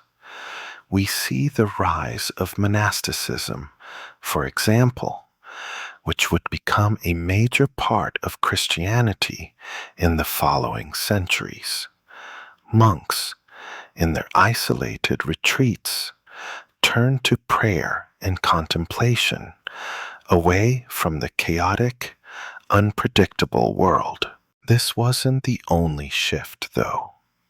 In places like Persia, India, and China, people were also reacting to environmental changes and the resulting social instability. New philosophies began to emerge, and older systems were reinterpreted in response to the turmoil. In China, for instance, we see the gradual rise of Taoism as a more introspective, individualistic philosophy. This shift might not have happened all at once, but the seeds of change were being sown in this period of hardship and uncertainty. People were becoming more focused on inner peace, spiritual resilience, and acceptance of the forces beyond their control. The more tumultuous the outside world became, the more people looked inward for meaning and stability. But this search for new spiritual and philosophical frameworks wasn't just limited to the East. In the West, Christian theology began to evolve in response to the turmoil of 536 and its aftermath. With the collapse of old systems of power and the uncertainty brought on by natural disasters, the Church began to play an increasingly prominent role in holding communities together. The idea of divine punishment, which had always been a part of religious thought, became a more central theme during this time. People began to view the difficulties they faced, the cold, the famine, the disease, as signs of divine will. This shift in how people understood their suffering would go on to shape Christian thought for centuries. In many ways, 536 was a turning point, not in a direct or obvious sense, but in the cultural undercurrents that began to emerge. People had to reframe their understanding of the world. The traditional explanations no longer seemed sufficient to explain the depth of suffering that was taking place. As empires crumbled and plagues spread, people turned to more introspective forms of spirituality, trying to find meaning in a world that seemed to have lost its balance. The result? A deepening of spiritual and philosophical inquiry, a search for new ways to understand suffering, survival, and existence. It's important to note, though, that this cultural shift wasn't necessarily one of total rejection of the old ways. Rather, it was a blending of the ancient and the new. The old gods didn't disappear overnight. Rather, they evolved into new forms. In the Christian West, for example, many of the old pagan traditions were absorbed into Christian practices, creating a complex religious landscape. Even as Christianity took hold, elements of older religious beliefs were reinterpreted and woven into new cultural narratives. But this wasn't just a spiritual or intellectual shift. It was also a cultural one. As people began to experience the hardships of 536, the idea of community became even more important. People leaned on each other, shared resources, and found ways to survive together. There's something quietly beautiful about this aspect of the year. In the face of disaster, humans turn to one another. This sense of solidarity, born out of necessity, would become a defining characteristic of the societies that followed. Empires and kingdoms may have faltered, but the bonds between people, forged in shared hardship, became stronger. This shift from a focus on imperial grandeur and military conquest to a more localized, community-based culture is one of the most important cultural legacies of 536. It would influence everything from the development of monastic communities to the rise of feudalism in medieval Europe. It wasn't the dramatic collapse of civilization that defined this period, but rather the slow, steady evolution of new cultural values that emerged in response to the uncertainty and suffering of the time. In many ways, 536 marked a transition from the classical world into the medieval period. The ancient ways of thinking and living were starting to give way to new cultural norms, new philosophies, and new ways of organizing society. This shift didn't happen overnight, but it began in this period of struggle, when the world seemed to be at its most fragile. The cultural evolution that began in the wake of 536 would lay the groundwork for the world to come. As we now consider the cultural and spiritual transformations that were beginning to take shape in the wake of 536, let's take a step back and look at the larger geopolitical consequences of the year. While it may not have been a time of military battles or violent conquests, the global upheavals caused by environmental disruptions, cold weather, famine, and disease created a seismic shift that would eventually redefine the global power structures. The year 536 wasn't an immediate catalyst for these geopolitical changes, but it set the stage for the dramatic shifts that would follow. In Europe, the Byzantine Empire, already weakened by internal conflict, was now facing the combined pressure of a collapsing economy, a weakened population, and an increasingly unstable environment. These factors contributed to the gradual decline of Byzantine power in the decades that followed. Justinian's ambitious plans to reconquer lost Roman territories were undermined not just by external forces, but by the increasingly fragile state of the empire itself. With the plague beginning to sweep through the empire shortly after 536, it became even more difficult for the Byzantines to maintain control over their lands and military campaigns.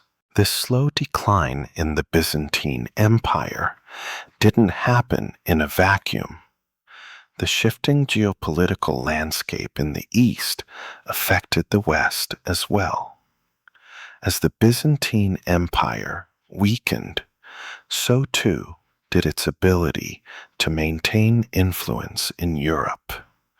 The vacuum left by the diminishing power of the Byzantines created opportunities for other emerging powers, such as the Franks and the Lombards, to rise in prominence.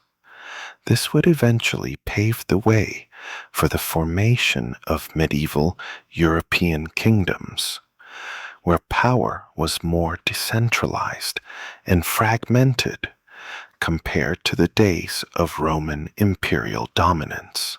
In the Near East, the Sassanid Empire was also dealing with the consequences of the disruptions brought on by 536.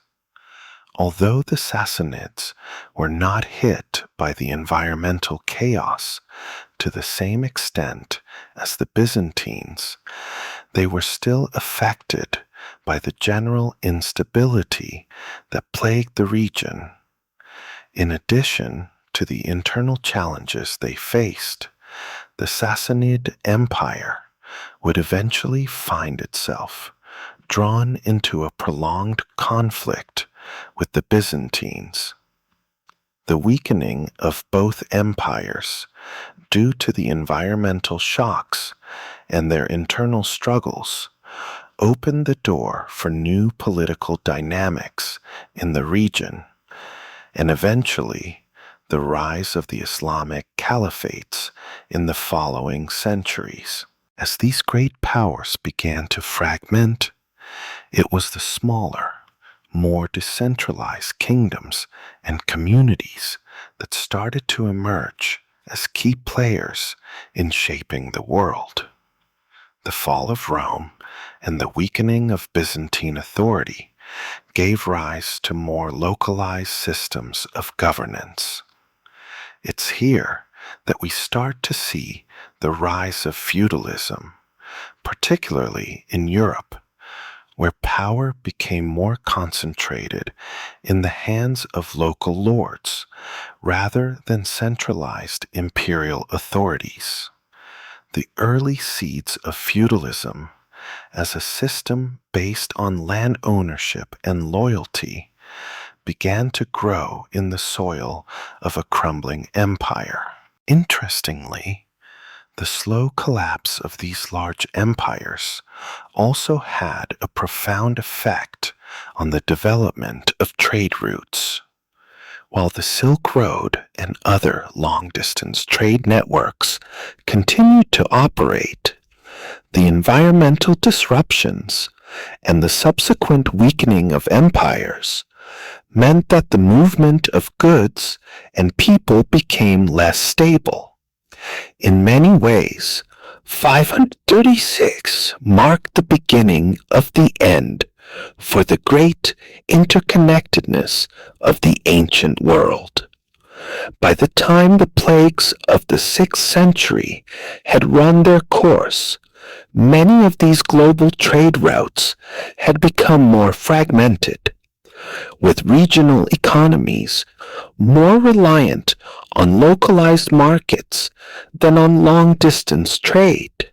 While these shifts might not have been immediately apparent in 536, the year marked the beginning of a slow realignment of power that would shape the trajectory of both European and global history.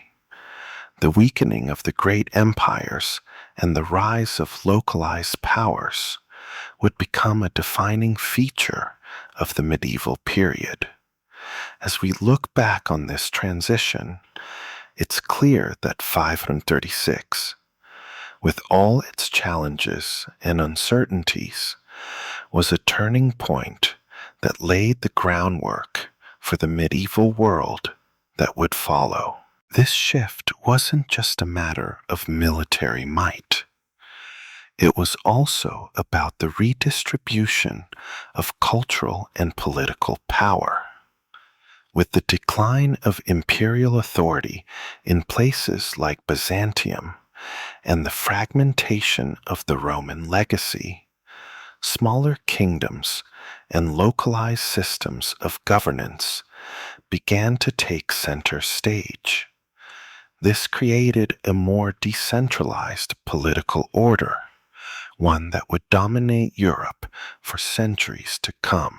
In the larger context, these changes also set the stage for the coming of the Islamic Golden Age. As the Byzantine and Sassanid empires weakened, the Islamic caliphates began to rise, bringing with them new forms of governance, culture, and trade. While the world of 536 might have seemed bleak, it was laying the groundwork for the extraordinary cultural and intellectual developments that would come in the centuries ahead. It's curious to think that in a time of such difficulty and fragmentation, the seeds of future greatness were being sown. The period of geopolitical instability that began in 536 would eventually give way to a new world order, one that would redefine global politics, culture, and economics. These were slow shifts, nothing as dramatic as the fall of an empire or the rise of a new power overnight. But the consequences of these changes would be felt for centuries, shaping the course of history in ways that people in 536 could never have imagined. Now that we've looked at the geopolitical shifts and broader cultural implications, let's take a step back and consider the environmental impacts that 536 had on human history. Though it wasn't the only factor, it was one of the most significant moments in history when nature itself seemed to conspire against human civilization. The effects of the volcanic eruption that caused the cooling of the earth were profound, reaching far beyond the borders of the known world at the time. The eruption itself, which likely occurred in Iceland or another volcanic region, created massive amounts of ash and debris that were launched into the atmosphere. These particles blocked sunlight, resulting in a period of global cooling, which left much of the world colder than it had been in centuries. For a society dependent on agriculture, this was a devastating blow. Harvests failed across Europe, the Middle East, and parts of Asia. In regions like the Byzantine Empire, food shortages became a constant worry. When people's livelihoods were tied directly to the crops they could harvest, a poor harvest meant not just hunger, but often famine. The climate shifts in 536 were a stark reminder of how vulnerable humanity could be to natural forces, and how deeply interconnected humans were with their environment. But here's the thing.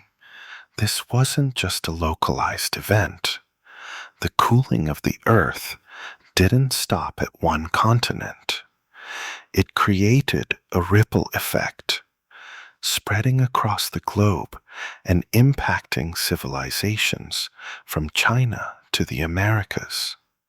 The eruption was a global event in the truest sense of the word. For the people who lived through it, the cold was not just an inconvenience, it was a harbinger of doom. Crops failed, Winters stretched longer than they should, and the world seemed to be growing colder with each passing day. And while some areas of the world would eventually recover, the environmental consequences of the eruption would be felt for many years, even centuries. We can't underestimate how much these environmental shifts shaped the course of human history. Before this eruption, the Roman Empire was already in decline, struggling with internal political instability, economic issues, and external threats. The eruption of 536 compounded those problems, adding an environmental crisis on top of an already fragile state. The resulting crop failures, famine, and harsh weather would create a situation that was difficult to recover from, especially when combined with the added pressure of an ever-looming plague. It wasn't just a year of cold. It was the beginning of a slow collapse that would define the trajectory of the Western world for centuries. And yet, even as the temperature dropped and the agricultural systems that so many people relied on began to fail, something remarkable happened. Human societies began to adapt, often in subtle ways. Those who survived the immediate impacts of 536 and its aftermath found ways to cope with the long-term shifts. In some regions, new farming techniques began to emerge, born out of necessity. As the old ways of life became untenable, new methods of resource management and survival had to be invented. This is part of what makes 536 so fascinating. It's a year when everything seems to go wrong, yet the resilience of human ingenuity shines through. In the wake of these environmental shifts, people began to rethink how they lived and what they could control. There was a kind of collective reckoning. If nature could be so capricious, if the weather could turn against you so easily, what else could happen? The psychological effects of this realization were profound. Suddenly, humans weren't at the top of the food chain. They were vulnerable, subject to the whims of nature, and no empire, no matter how powerful, could prevent it. This period of fragility and uncertainty helped set the stage for a new era where communities would be more localized, more focused on surviving day to day, and less reliant on large, centralized systems of governance. As humanity began to face the reality that natural forces could drastically reshape the world, cultural narratives began to change. Instead of stories of conquest and empire building, stories of survival, endurance, and adaptation began to take center stage. The harshness of the world, compounded by these environmental changes, made people focus less on expanding borders and more on preserving what they had. For some, this shift in perspective became a spiritual one, leading to the rise of new religious practices focused on inner peace and understanding of one's place in the world. Historians often look to great wars or grand political movements as the defining moments in history. But sometimes it's moments like 536, moments when nature itself brings about change that shape the course of human history. The environmental impact of the eruption that year set the stage for everything that followed. It was the catalyst for societal shifts, new religious practices, and a rethinking of how humans interact with the natural world. In a way, 536 represents an important turning point in how humanity would approach the future, a world where vulnerability to environmental forces would become a central concern. The slow-burning consequences of this volcanic eruption, crop failures, famine, and eventually the plague, set the world on a path toward the medieval period, a time defined by decentralization, local control, and a deepened spiritual search for meaning. The human response to these environmental changes was not quick or dramatic. It was slow, methodical, and at times desperate. And yet, this is what makes the events of 536 so powerful. It wasn't just about surviving the cold or the famine. It was about learning how to adapt to a world that was no longer predictable, a world where nature could change everything in an instant. Now that we've examined the environmental impacts and how humanity adapted to the aftermath of 536, let's turn our attention to the larger implications of this seemingly quiet year on the trajectory of human civilization. In many ways, 536 was the beginning of a shift toward a more fragmented and decentralized world. We often think of history as being shaped by the rise and fall of empires, the establishment of grand dynasties, and the rise of mighty rulers. But 536, in its unremarkable yet profound way, shifted the world away from this centralized power structure, making way for a more localized, decentralized order that would define much of the Middle Ages. The collapse of the Roman Empire had already begun well before 536, but the environmental stresses of that year and the ensuing decades only deepened the fractures within Roman society. By 536, the once mighty Roman Empire was no longer the dominant force it once had been. Despite the efforts of Emperor Justinian to reconquer lost territories, the empire was increasingly unable to control its vast borders. And as the Byzantine Empire struggled to hold on to what remained of the Roman legacy, smaller kingdoms and communities began to emerge as the true power centers in the region.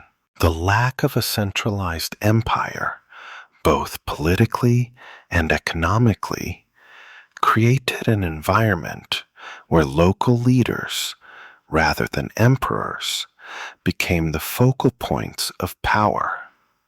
This was particularly evident in Europe, where fragmented kingdoms began to rise as the remnants of the Roman Empire crumbled.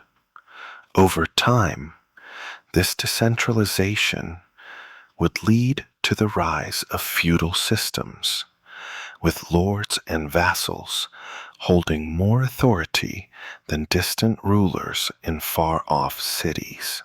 But this decentralization wasn't just political, it was also economic. With the fall of the Roman Empire's once great trade routes and the collapse of the long-distance trade networks that had connected much of the known world, people were forced to focus on local production and consumption. The intricate global trade systems that had once moved goods and resources from one end of the world to the other gradually broke down. People in rural areas became more self-sufficient, relying on their own crops and livestock to survive. In many ways, this shift toward a more localized economy was a natural response to the breakdown of centralized control. And it wasn't just the political and economic systems that were affected. The cultural impact of the fragmentation of empire was just as significant. The classical world, with its traditions of learning, philosophy, and art, began to break down, giving way to a more localized, often less formalized approach to culture. While the ancient world had been defined by grand cities and monumental architecture, the Middle Ages would be marked by smaller, more insular communities. The great intellectual movements of the Roman Empire, philosophy, the arts, science, would give way to a more religiously focused society, where monasteries and churches became the intellectual hubs of the time. One of the most profound cultural shifts to emerge in the wake of 536 was the growing importance of the church. As the Byzantine Empire faltered, and as the remnants of the old Roman system disintegrated, the church provided a unifying force in a fractured world. It offered not only spiritual guidance, but also a sense of stability in the midst of chaos. The role of the church in providing education, preserving knowledge, and maintaining social order became more prominent during this period. In many ways, it was the church that helped bridge the gap between the classical world and the medieval world. Interestingly, despite the tumultuous nature of this period, it was also a time of remarkable innovation, albeit of a different kind. While much of the intellectual activity of the classical era had been driven by the pursuit of philosophy, science, and the arts, the intellectual focus in the wake of 536 shifted toward religion, survival, and practical solutions to daily problems. As people adapted to new realities, they sought new ways to maintain their faith, provide for their families, and ensure that society could continue in the face of environmental and social upheaval. The medieval period, which followed directly in the wake of 536, saw the rise of innovations in agriculture, new religious practices, and even the early stages of a shift toward more modern political systems. What's particularly fascinating about 536 is that it set the stage For all these changes, without any dramatic events or visible markers of transformation, the year itself wasn't marked by grand battles or dramatic revolutions.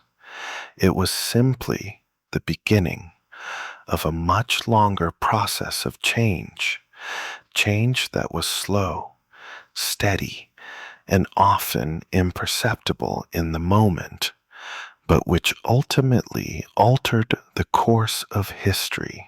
As we reflect on the consequences of 536, we realize that history is not always shaped by big moments. Sometimes it's the quiet years, those years when nothing seems to be happening, that have the most profound and lasting impact.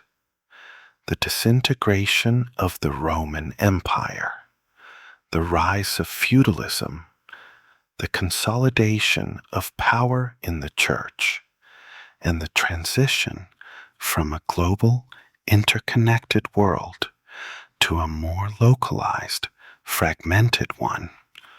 All of these changes can be traced back to this strange, seemingly unremarkable year. The impact of 536 was not immediate, nor was it loud, but it was foundational. It was a moment that, when viewed from the right perspective, reveals the beginnings of a new world. As we continue to reflect on the changes initiated by 536, let's explore how the effects of this year played out in the everyday lives of the people who lived through it. Often, when we look back at historical events, we focus on the big picture, battles, shifts in power, and grand societal changes. But in the case of 536, it's equally important to consider the personal, lived experience of the individuals who were simply trying to make it through an incredibly difficult year. How did the people of this time adapt day by day to a world that seemed to be changing before their eyes? For the common folk of the Byzantine Empire, Europe, and beyond, life in 536 wasn't defined by sweeping wars or major political revolutions. Instead, it was marked by a constant struggle against the elements. Farmers, for example, faced the heartbreaking task of planting crops that had little chance of growing. The cold, damp weather and the reduced sunlight from the volcanic ash cloud that settled over the world made it nearly impossible to produce the crops needed to sustain communities. This wasn't just an inconvenience. It was a matter of life and death.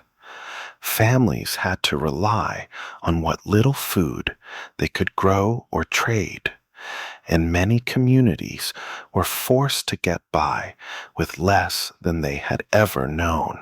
For those in urban centers, like Constantinople, the situation was somewhat different, though still dire. Markets, which had once been bustling with merchants selling goods from far and wide, were now quieter. The flow of trade slowed or halted entirely. The Byzantine Empire, already stretched thin by its military campaigns and internal divisions, struggled to maintain the level of stability that its citizens had grown accustomed to. The typical hustle and bustle of city life began to fade, replaced by an air of quiet resignation. In some ways, the city's once thriving economy became a symbol of the decline, mirroring the greater state of the empire itself. Yet even as the harshness of the year weighed heavily on people, there were small acts of resilience that defined this time. People continued to go about their work, even if they didn't know whether the crops they planted would ever yield fruit. Families huddled together in homes, praying for better weather, for a return to the warmth and stability they had known before the skies turned gray.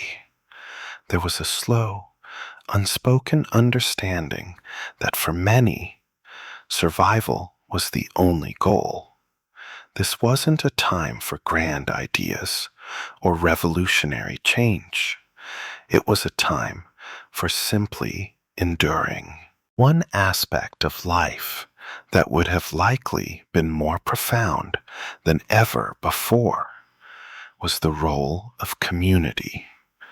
As the Roman and Byzantine systems of governance weakened and the central authorities seemed less capable of providing for the needs of the people, communities had to rely more on one another. This period saw the rise of local networks of support, where neighbors helped neighbors, and communal survival became the primary focus. Whether it was sharing what little food was available, offering shelter to the sick, or simply providing emotional support in the face of such overwhelming hardship, the bonds of community grew stronger. This shift toward localism wasn't just a response to political instability.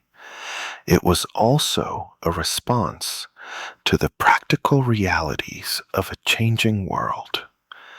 In the face of a seemingly indifferent natural world, where even the weather seemed to conspire against human survival, people began to focus on what they could control.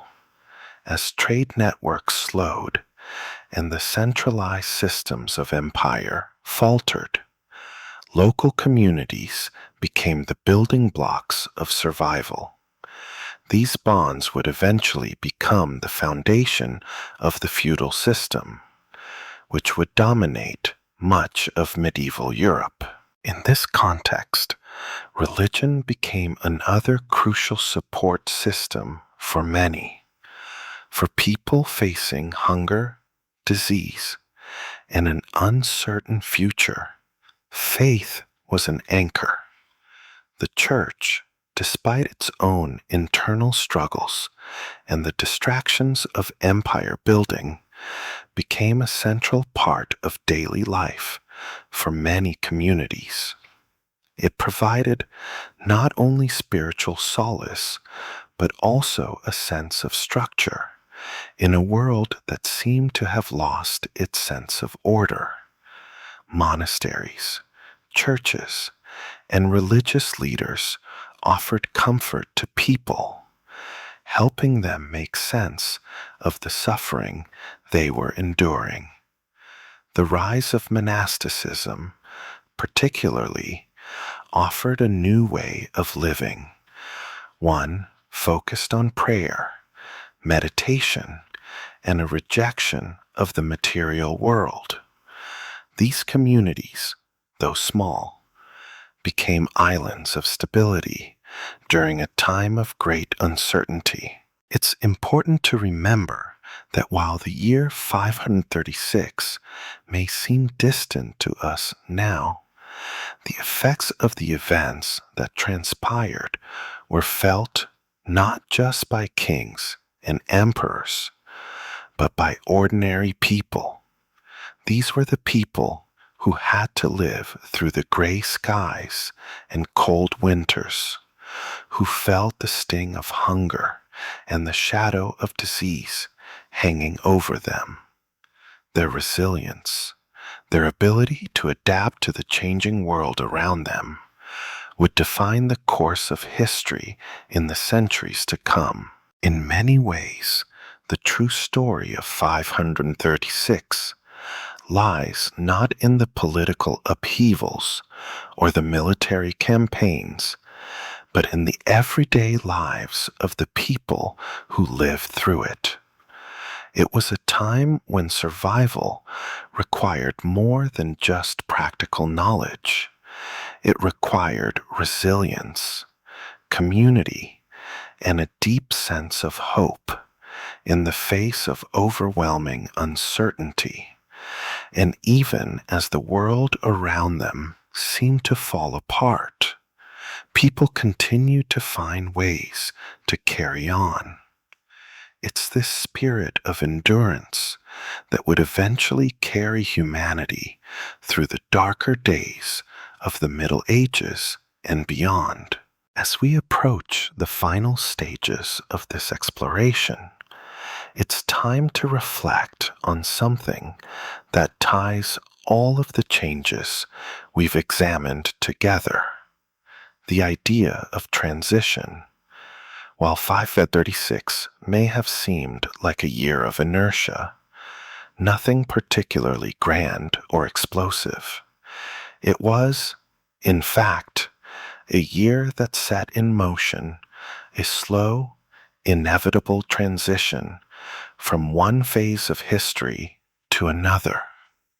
It wasn't just a transition of empires or governments, but of people's lives, values, and systems of belief. In a sense, 536 marked the beginning of the Middle Ages, a period that would define the trajectory of European history for centuries to come. While the full impact of the environmental, social, and political changes would take years, decades even, to fully unfold, 536 was the moment when the world began to shift. The old world of the Roman Empire, with its grand cities, expansive trade routes, and centralized power, was gradually giving way to something new. It was a world where survival came before expansion, where small, localized communities grew in importance, and where religion became the bedrock of both society and individual life.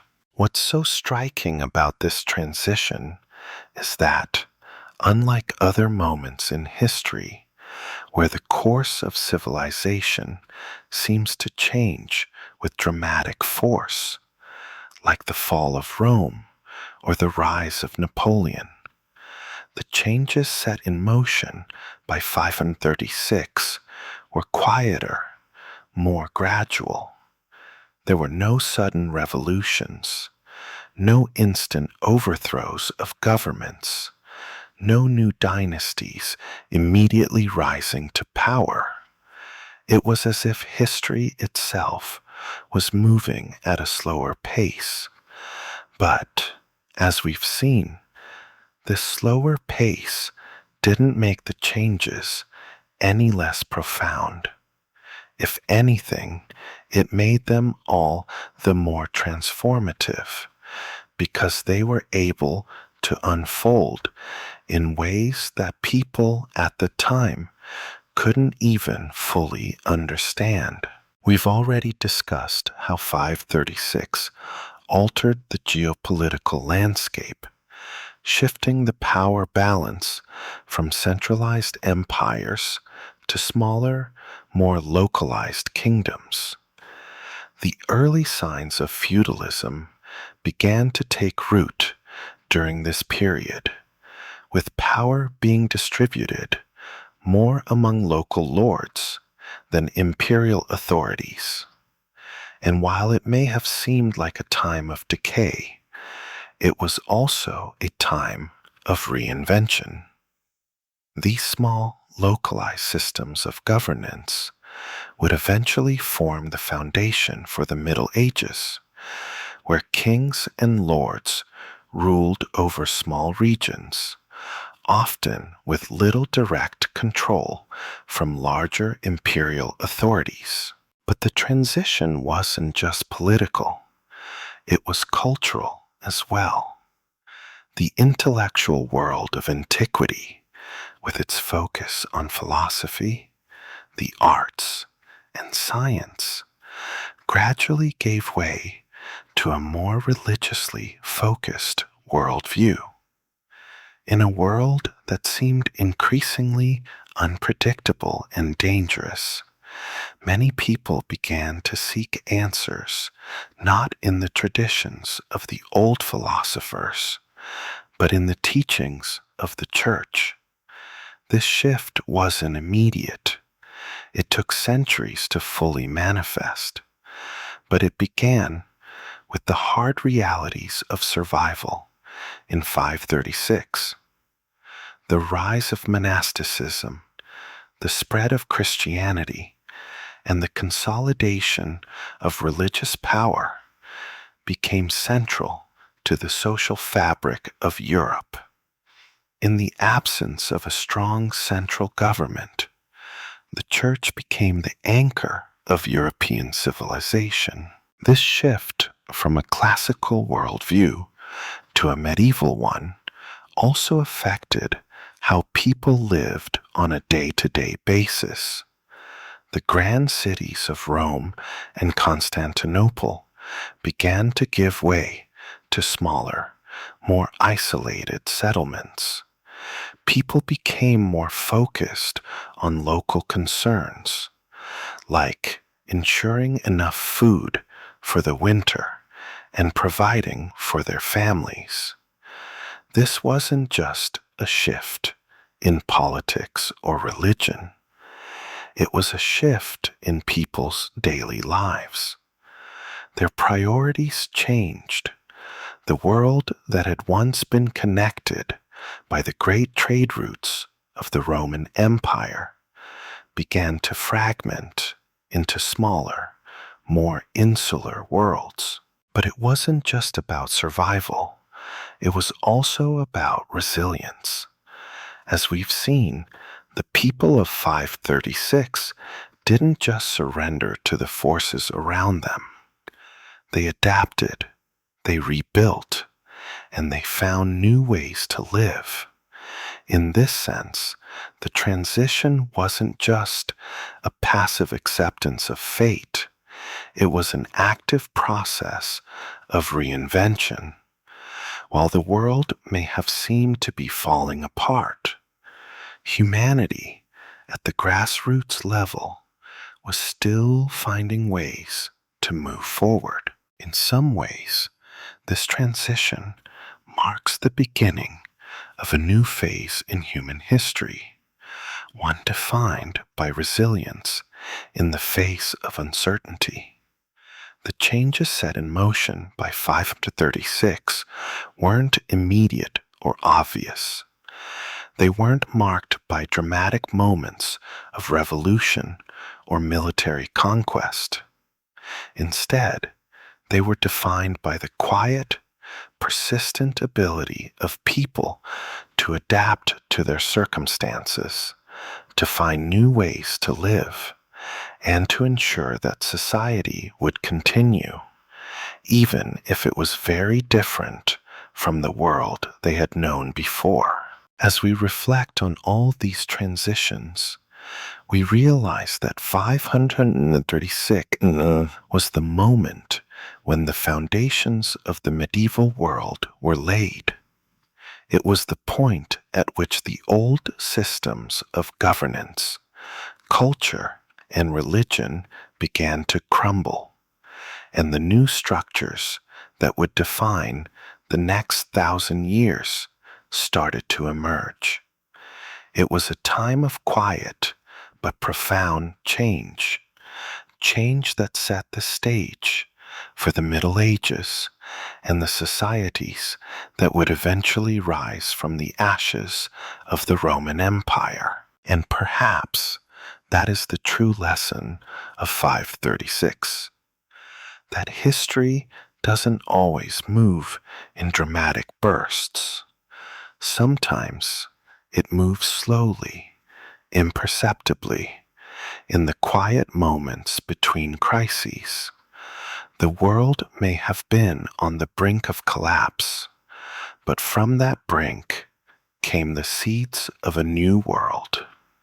The Middle Ages would not have been what they were without the events of 536. It was a pivotal moment, not because of its immediate impact, but because of how it quietly shaped the trajectory of human civilization in the centuries to come.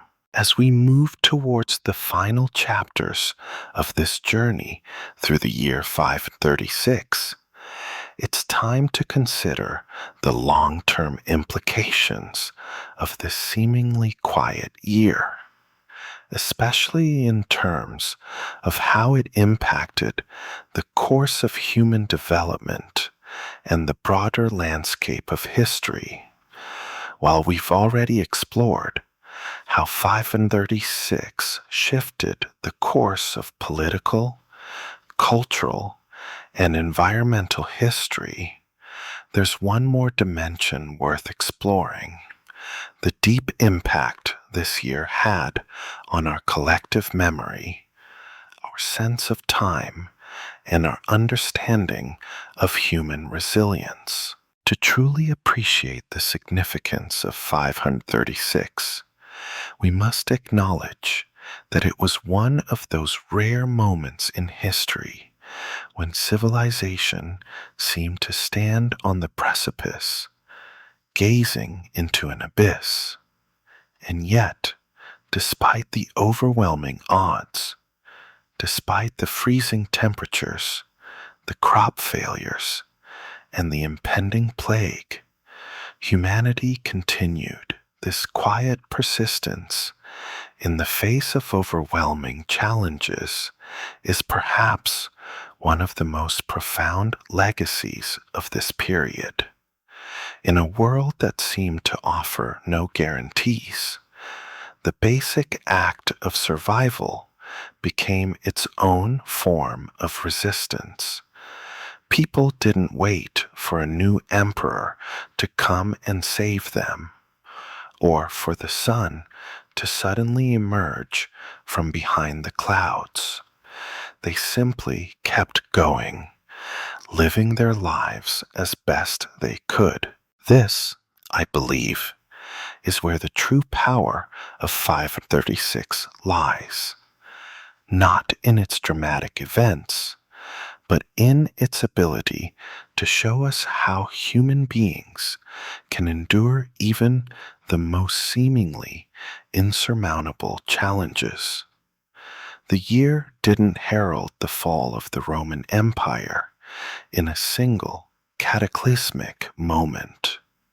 Instead, it set in motion a slow unraveling, an unraveling that would take centuries to fully unfold.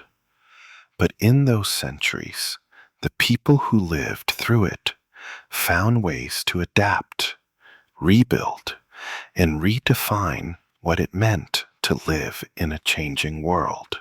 Perhaps one of the most remarkable aspects of 536 was how it demonstrated humanity's ability to continue in the face of not just external challenges, but internal ones. In the wake of global disruptions, people had to find new ways of understanding their place in the world. The old certainties, whether they were religious, political, or cultural, were no longer as reliable as they had been before. The darkness in the skies mirrored the uncertainty in the hearts of people. And yet, from that uncertainty came new forms of organization, new philosophies, and new ways of thinking. The Middle Ages, often viewed through a lens of stagnation, were actually a time of profound transformation in human thought and society. As we reach the end of this reflection, it's important to recognize that the events of 536, though quiet and subtle in their immediate impact, set the stage for centuries of change. This period, this moment in time, was the bridge between the classical world and the medieval world.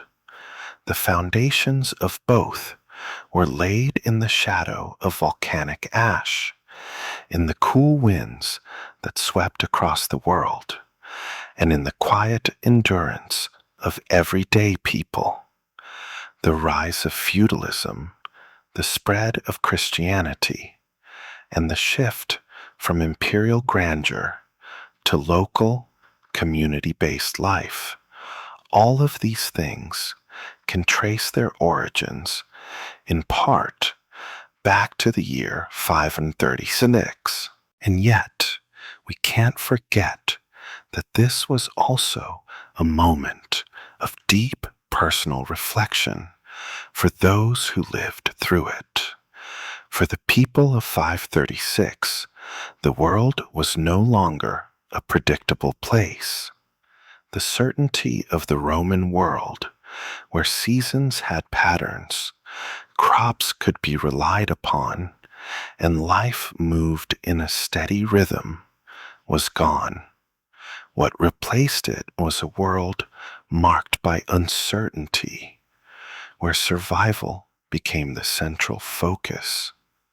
The long-term cultural, intellectual, and societal changes that followed were not just reactions to political events or military conquests. They were responses to the deep sense of vulnerability that 536 created. The people of the time had to face the reality that nature, with all its unpredictable power, could reshape everything in an instant. This vulnerability didn't just affect the common people, but it would reverberate through the leadership and intellectual classes as well. The classical pursuit of knowledge and intellectual triumphs gradually gave way to a more introspective focus on faith, survival, and community. The philosophical world of the Greeks and Romans, with its emphasis on rationality and human achievement, would eventually give way to the religious and spiritual inquiries that defined the medieval period. In some ways, the transition from the classical world to the medieval world could be seen as a shift from the pursuit of human control over nature to an acceptance of nature's unpredictability. The classical world sought to understand the universe, to conquer it, and to dominate it. But after 536, the medieval world sought to understand the mysteries of life and death, suffering and survival. The shift was profound and would ultimately lay the groundwork for the Renaissance and the eventual modern world. At the end of it all, 536 serves as a reminder that even in the most uncertain times, the human spirit endures. The way people survived the challenges of this year, through community, through resilience, through a steady focus on the present moment, demonstrates that even when history seems to slow down, it is still unfolding. The year 536 may not have been defined by dramatic events, but it marked the beginning of a shift that would shape the next 1,000 years. And that, in itself, is a powerful testament to the quiet but profound ways in which history is made. Now that we've reflected on the slow, seismic shifts that 536 set into motion, let's turn our attention to one final, poignant aspect: how the effects of this tumultuous period are still felt today, centuries later. The era following 536 shaped not only the trajectory of the medieval world, but also laid the groundwork for the modern world, though in ways that may seem almost imperceptible. As we take a moment to consider the long-term consequences, it becomes clear that 536 is not just a year that defined its own age, but one that echoes down through history, touching everything from political structures to the way we understand our relationship with nature. First, it's important to consider how 536 marks the start of a broader period of transition from the ancient world to the Middle Ages. The decline of the Roman Empire, already well underway, was exacerbated by the environmental disasters of 536. This wasn't just a political collapse. It was a profound shift in the very structure of human civilization. The centralized, empire-driven model of governance, trade, and culture was beginning to fragment into more localized systems. In the centuries that followed, feudalism would rise, giving rise to smaller, decentralized states where power was dispersed and local control became paramount. In the world today, we still see the remnants of this transition. The centralized bureaucratic systems of the Roman Empire gave way to the more fragmented world of Europe in the Middle Ages. And while modern nation-states have since re-emerged, we still live with the legacy of these shifts. Many of the power structures and systems of governance that we see today, whether in terms of political organization, local governance, or economic systems, have their roots in the decentralized, feudal systems that emerge after the collapse of Rome, heavily influenced by the disruptions that began with 536. Equally significant is the spiritual and religious transformation that began in 536 and evolved over the centuries.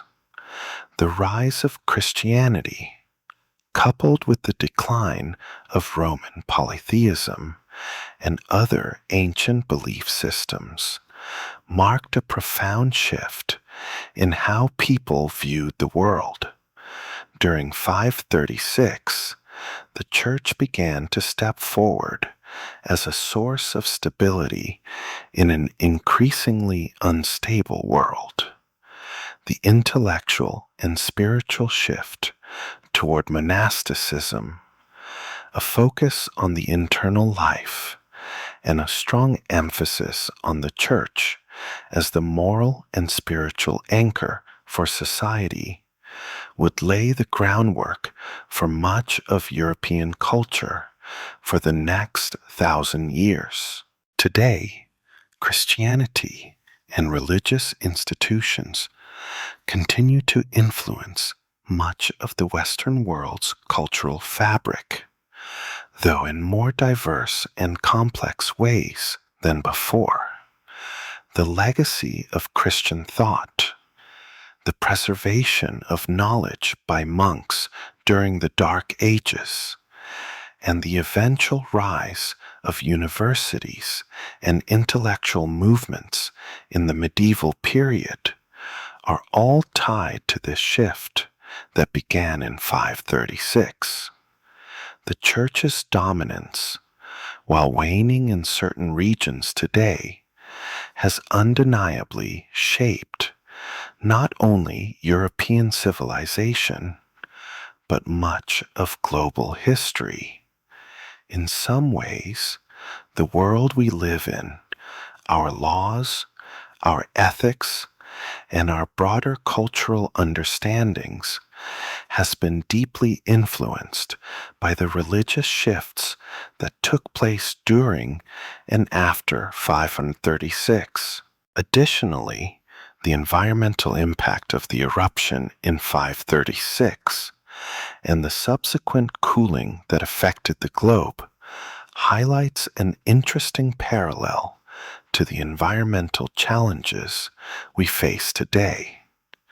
The people of 536 were confronted with a natural disaster of epic proportions, one that altered the climate, destroyed crops, and created a global food crisis. What's fascinating is that the human response to these environmental challenges mirrors the modern world's ongoing struggle with climate change and environmental degradation.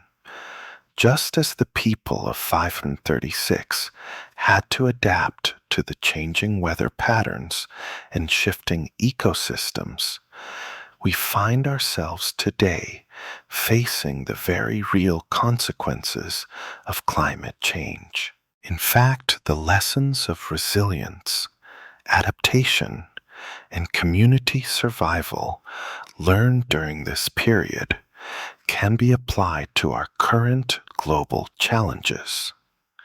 In a world where extreme weather events, rising temperatures, and other climate-related disasters are becoming increasingly common, we are once again finding ourselves faced with questions about how to survive and adapt.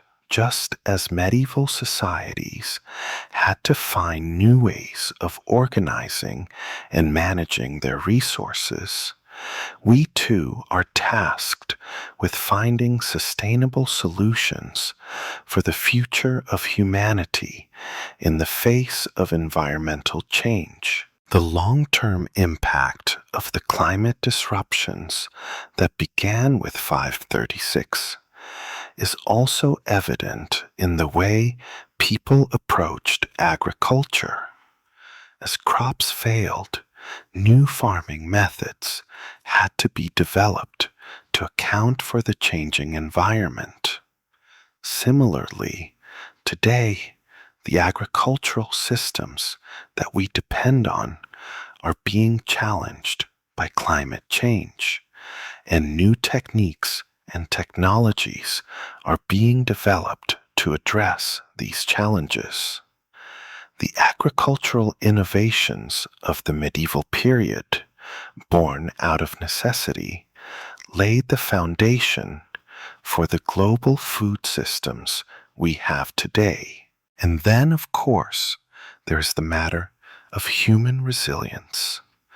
The ability of individuals and communities to endure hardship and adapt to difficult circumstances is perhaps the greatest legacy of 536. This resilience is still visible in our societies today, especially in times of crisis. Whether it's the pandemic, natural disasters, or political upheaval, humanity continues to exhibit the same resilience that carried people through the darkness of 536. The lessons of survival, adaptation, and community that emerged from this period of hardship are woven into the fabric of who we are as a species. Looking back at 536, we can see how this year, though largely forgotten by most, quietly changed the course of history. The environmental disruptions, the collapse of old systems, and the emergence of new political, social, and spiritual structures had far-reaching consequences. These shifts didn't happen overnight. They were slow, incremental, and sometimes imperceptible. But they laid the foundation for the world we live in today, from the political systems that still reflect the fragmentation of the medieval period to the religious and cultural frameworks that continue to shape our societies. 536 wasn't a year of big events. It wasn't marked by dramatic political upheavals or grand battles. But in its quiet disruption, it set in motion forces that would alter the course of history. And as we reflect on that period, we come to realize that sometimes the most significant moments in history are the ones that happen quietly, almost imperceptibly, in the shadows. As we reach the final section of this journey through 536 and its aftermath, we must pause to reflect on how this seemingly quiet year had such lasting, profound effects on both the history of civilization and the very human experience itself. The year 536 wasn't marked by large-scale battles, dramatic revolutions, or the rise of any iconic figures. It wasn't the end of an empire, but the beginning of a slow, almost imperceptible transformation that would reshape the world for centuries to come. The absence of overt, explosive change is, in itself, the key to understanding the significance of this year. One of the most striking things about 536 is the way it underscores the unpredictable nature of history. We often look for clear, dramatic markers of change, events that are easy to pinpoint and measure, moments when the world shifts on its axis. But sometimes history moves in ways that are slower and less obvious. The real consequences of 536 weren't immediately visible. The year didn't bring sudden collapse, nor did it usher in any immediate new power structures or ideologies. But over time, the disruptions it set in motion cascaded through civilizations and shaped the world in ways that people at the time could not have foreseen. The long-term consequences of 536, politically, culturally, and environmentally, would unfold slowly, and much of what followed happened in fits and starts. The medieval period, often perceived as a time of stagnation, was in fact a period of profound change and adaptation. Feudalism, the rise of the church as a central institution, the shift toward localized communities. All these systems were born out of the disruptions caused by the climate, famine, and eventual plague. These changes didn't happen overnight, but 536 set the stage for them, showing us how the most transformative moments in history aren't always marked by grand events. Sometimes the greatest changes come from the quiet, steady forces that work beneath the surface. It's also important to reflect on the human side of these changes, the lives of the people who lived through them. While we may think of history in terms of grand leaders, epic battles, and philosophical movements, the lives of everyday people are just as crucial in shaping the course of history. In 536, people didn't sit idly by waiting for the empire to collapse or for leaders to solve their problems. Instead, they focused on the basics of survival: finding enough food, staying warm, and protecting their communities.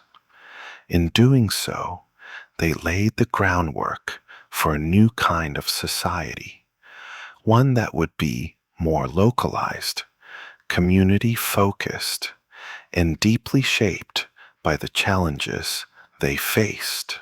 In a world where everything seemed uncertain and out of control, people leaned into their local communities for support. And it's this shift toward localism in both governance and society that would have long-lasting effects. This is why 536 is so important. It's not just the beginning of political and environmental change, but a moment where humanity had to reimagine its place in the world. The collapse of centralized control in favor of local power. The rise of monasticism as a means of preserving knowledge, and the shift in economic models toward localized farming and self-sufficiency all stem from the experience of this year. Moreover, the enduring legacy of 536 can be seen in our relationship with the environment today. The volcanic eruption that plunged the world into darkness serves as a stark reminder of how vulnerable human civilization is to natural forces. Our current global challenges, climate change, environmental degradation, and increasingly extreme weather patterns, echo the struggles of the past. The adaptation strategies that arose in the wake of 536, community resilience, innovation in agriculture, a focus on sustainability, are the same strategies we must employ today to navigate our changing climate. In that sense, the lessons from 536 are still relevant to us. While our technology and knowledge have advanced, our fundamental dependence on the environment has not changed. Like the people of 536, we too must adapt, innovate, and find ways to work with the world around us. Finally, the enduring cultural and intellectual shifts that began in 536 remind us that history is often made not in moments of explosive change, but in the slow, deliberate adjustments people make to survive. The collapse of the Roman Empire, the rise of Christianity, the eventual formation of medieval feudal structures. These were not instantaneous events, but long-term processes shaped by seemingly small disruptions. It was the patience and perseverance of the people who lived through these transitions that allowed humanity to move from the classical world to the medieval world and eventually into the modern era. As we close this exploration of 536, we realize that sometimes history is most profound in the moments that feel the least significant at the time. The year wasn't a dramatic turning point, it was a beginning. The quiet shifts that followed would change everything, from the way we structure our societies to the way we interact with the natural world, to how we see ourselves in the grand arc of history. In the end, 536 wasn't just about survival. It was about laying the foundation for the future. And perhaps that's the ultimate takeaway from this year, that even in the most seemingly unremarkable moments, great changes can begin. So, as we reflect on the legacy of 536, let us remember that change often happens slowly, imperceptibly, and sometimes in the most unexpected ways. The resilience, adaptation, and survival that define this time are not just the stories of the past, they are the stories we continue to write today.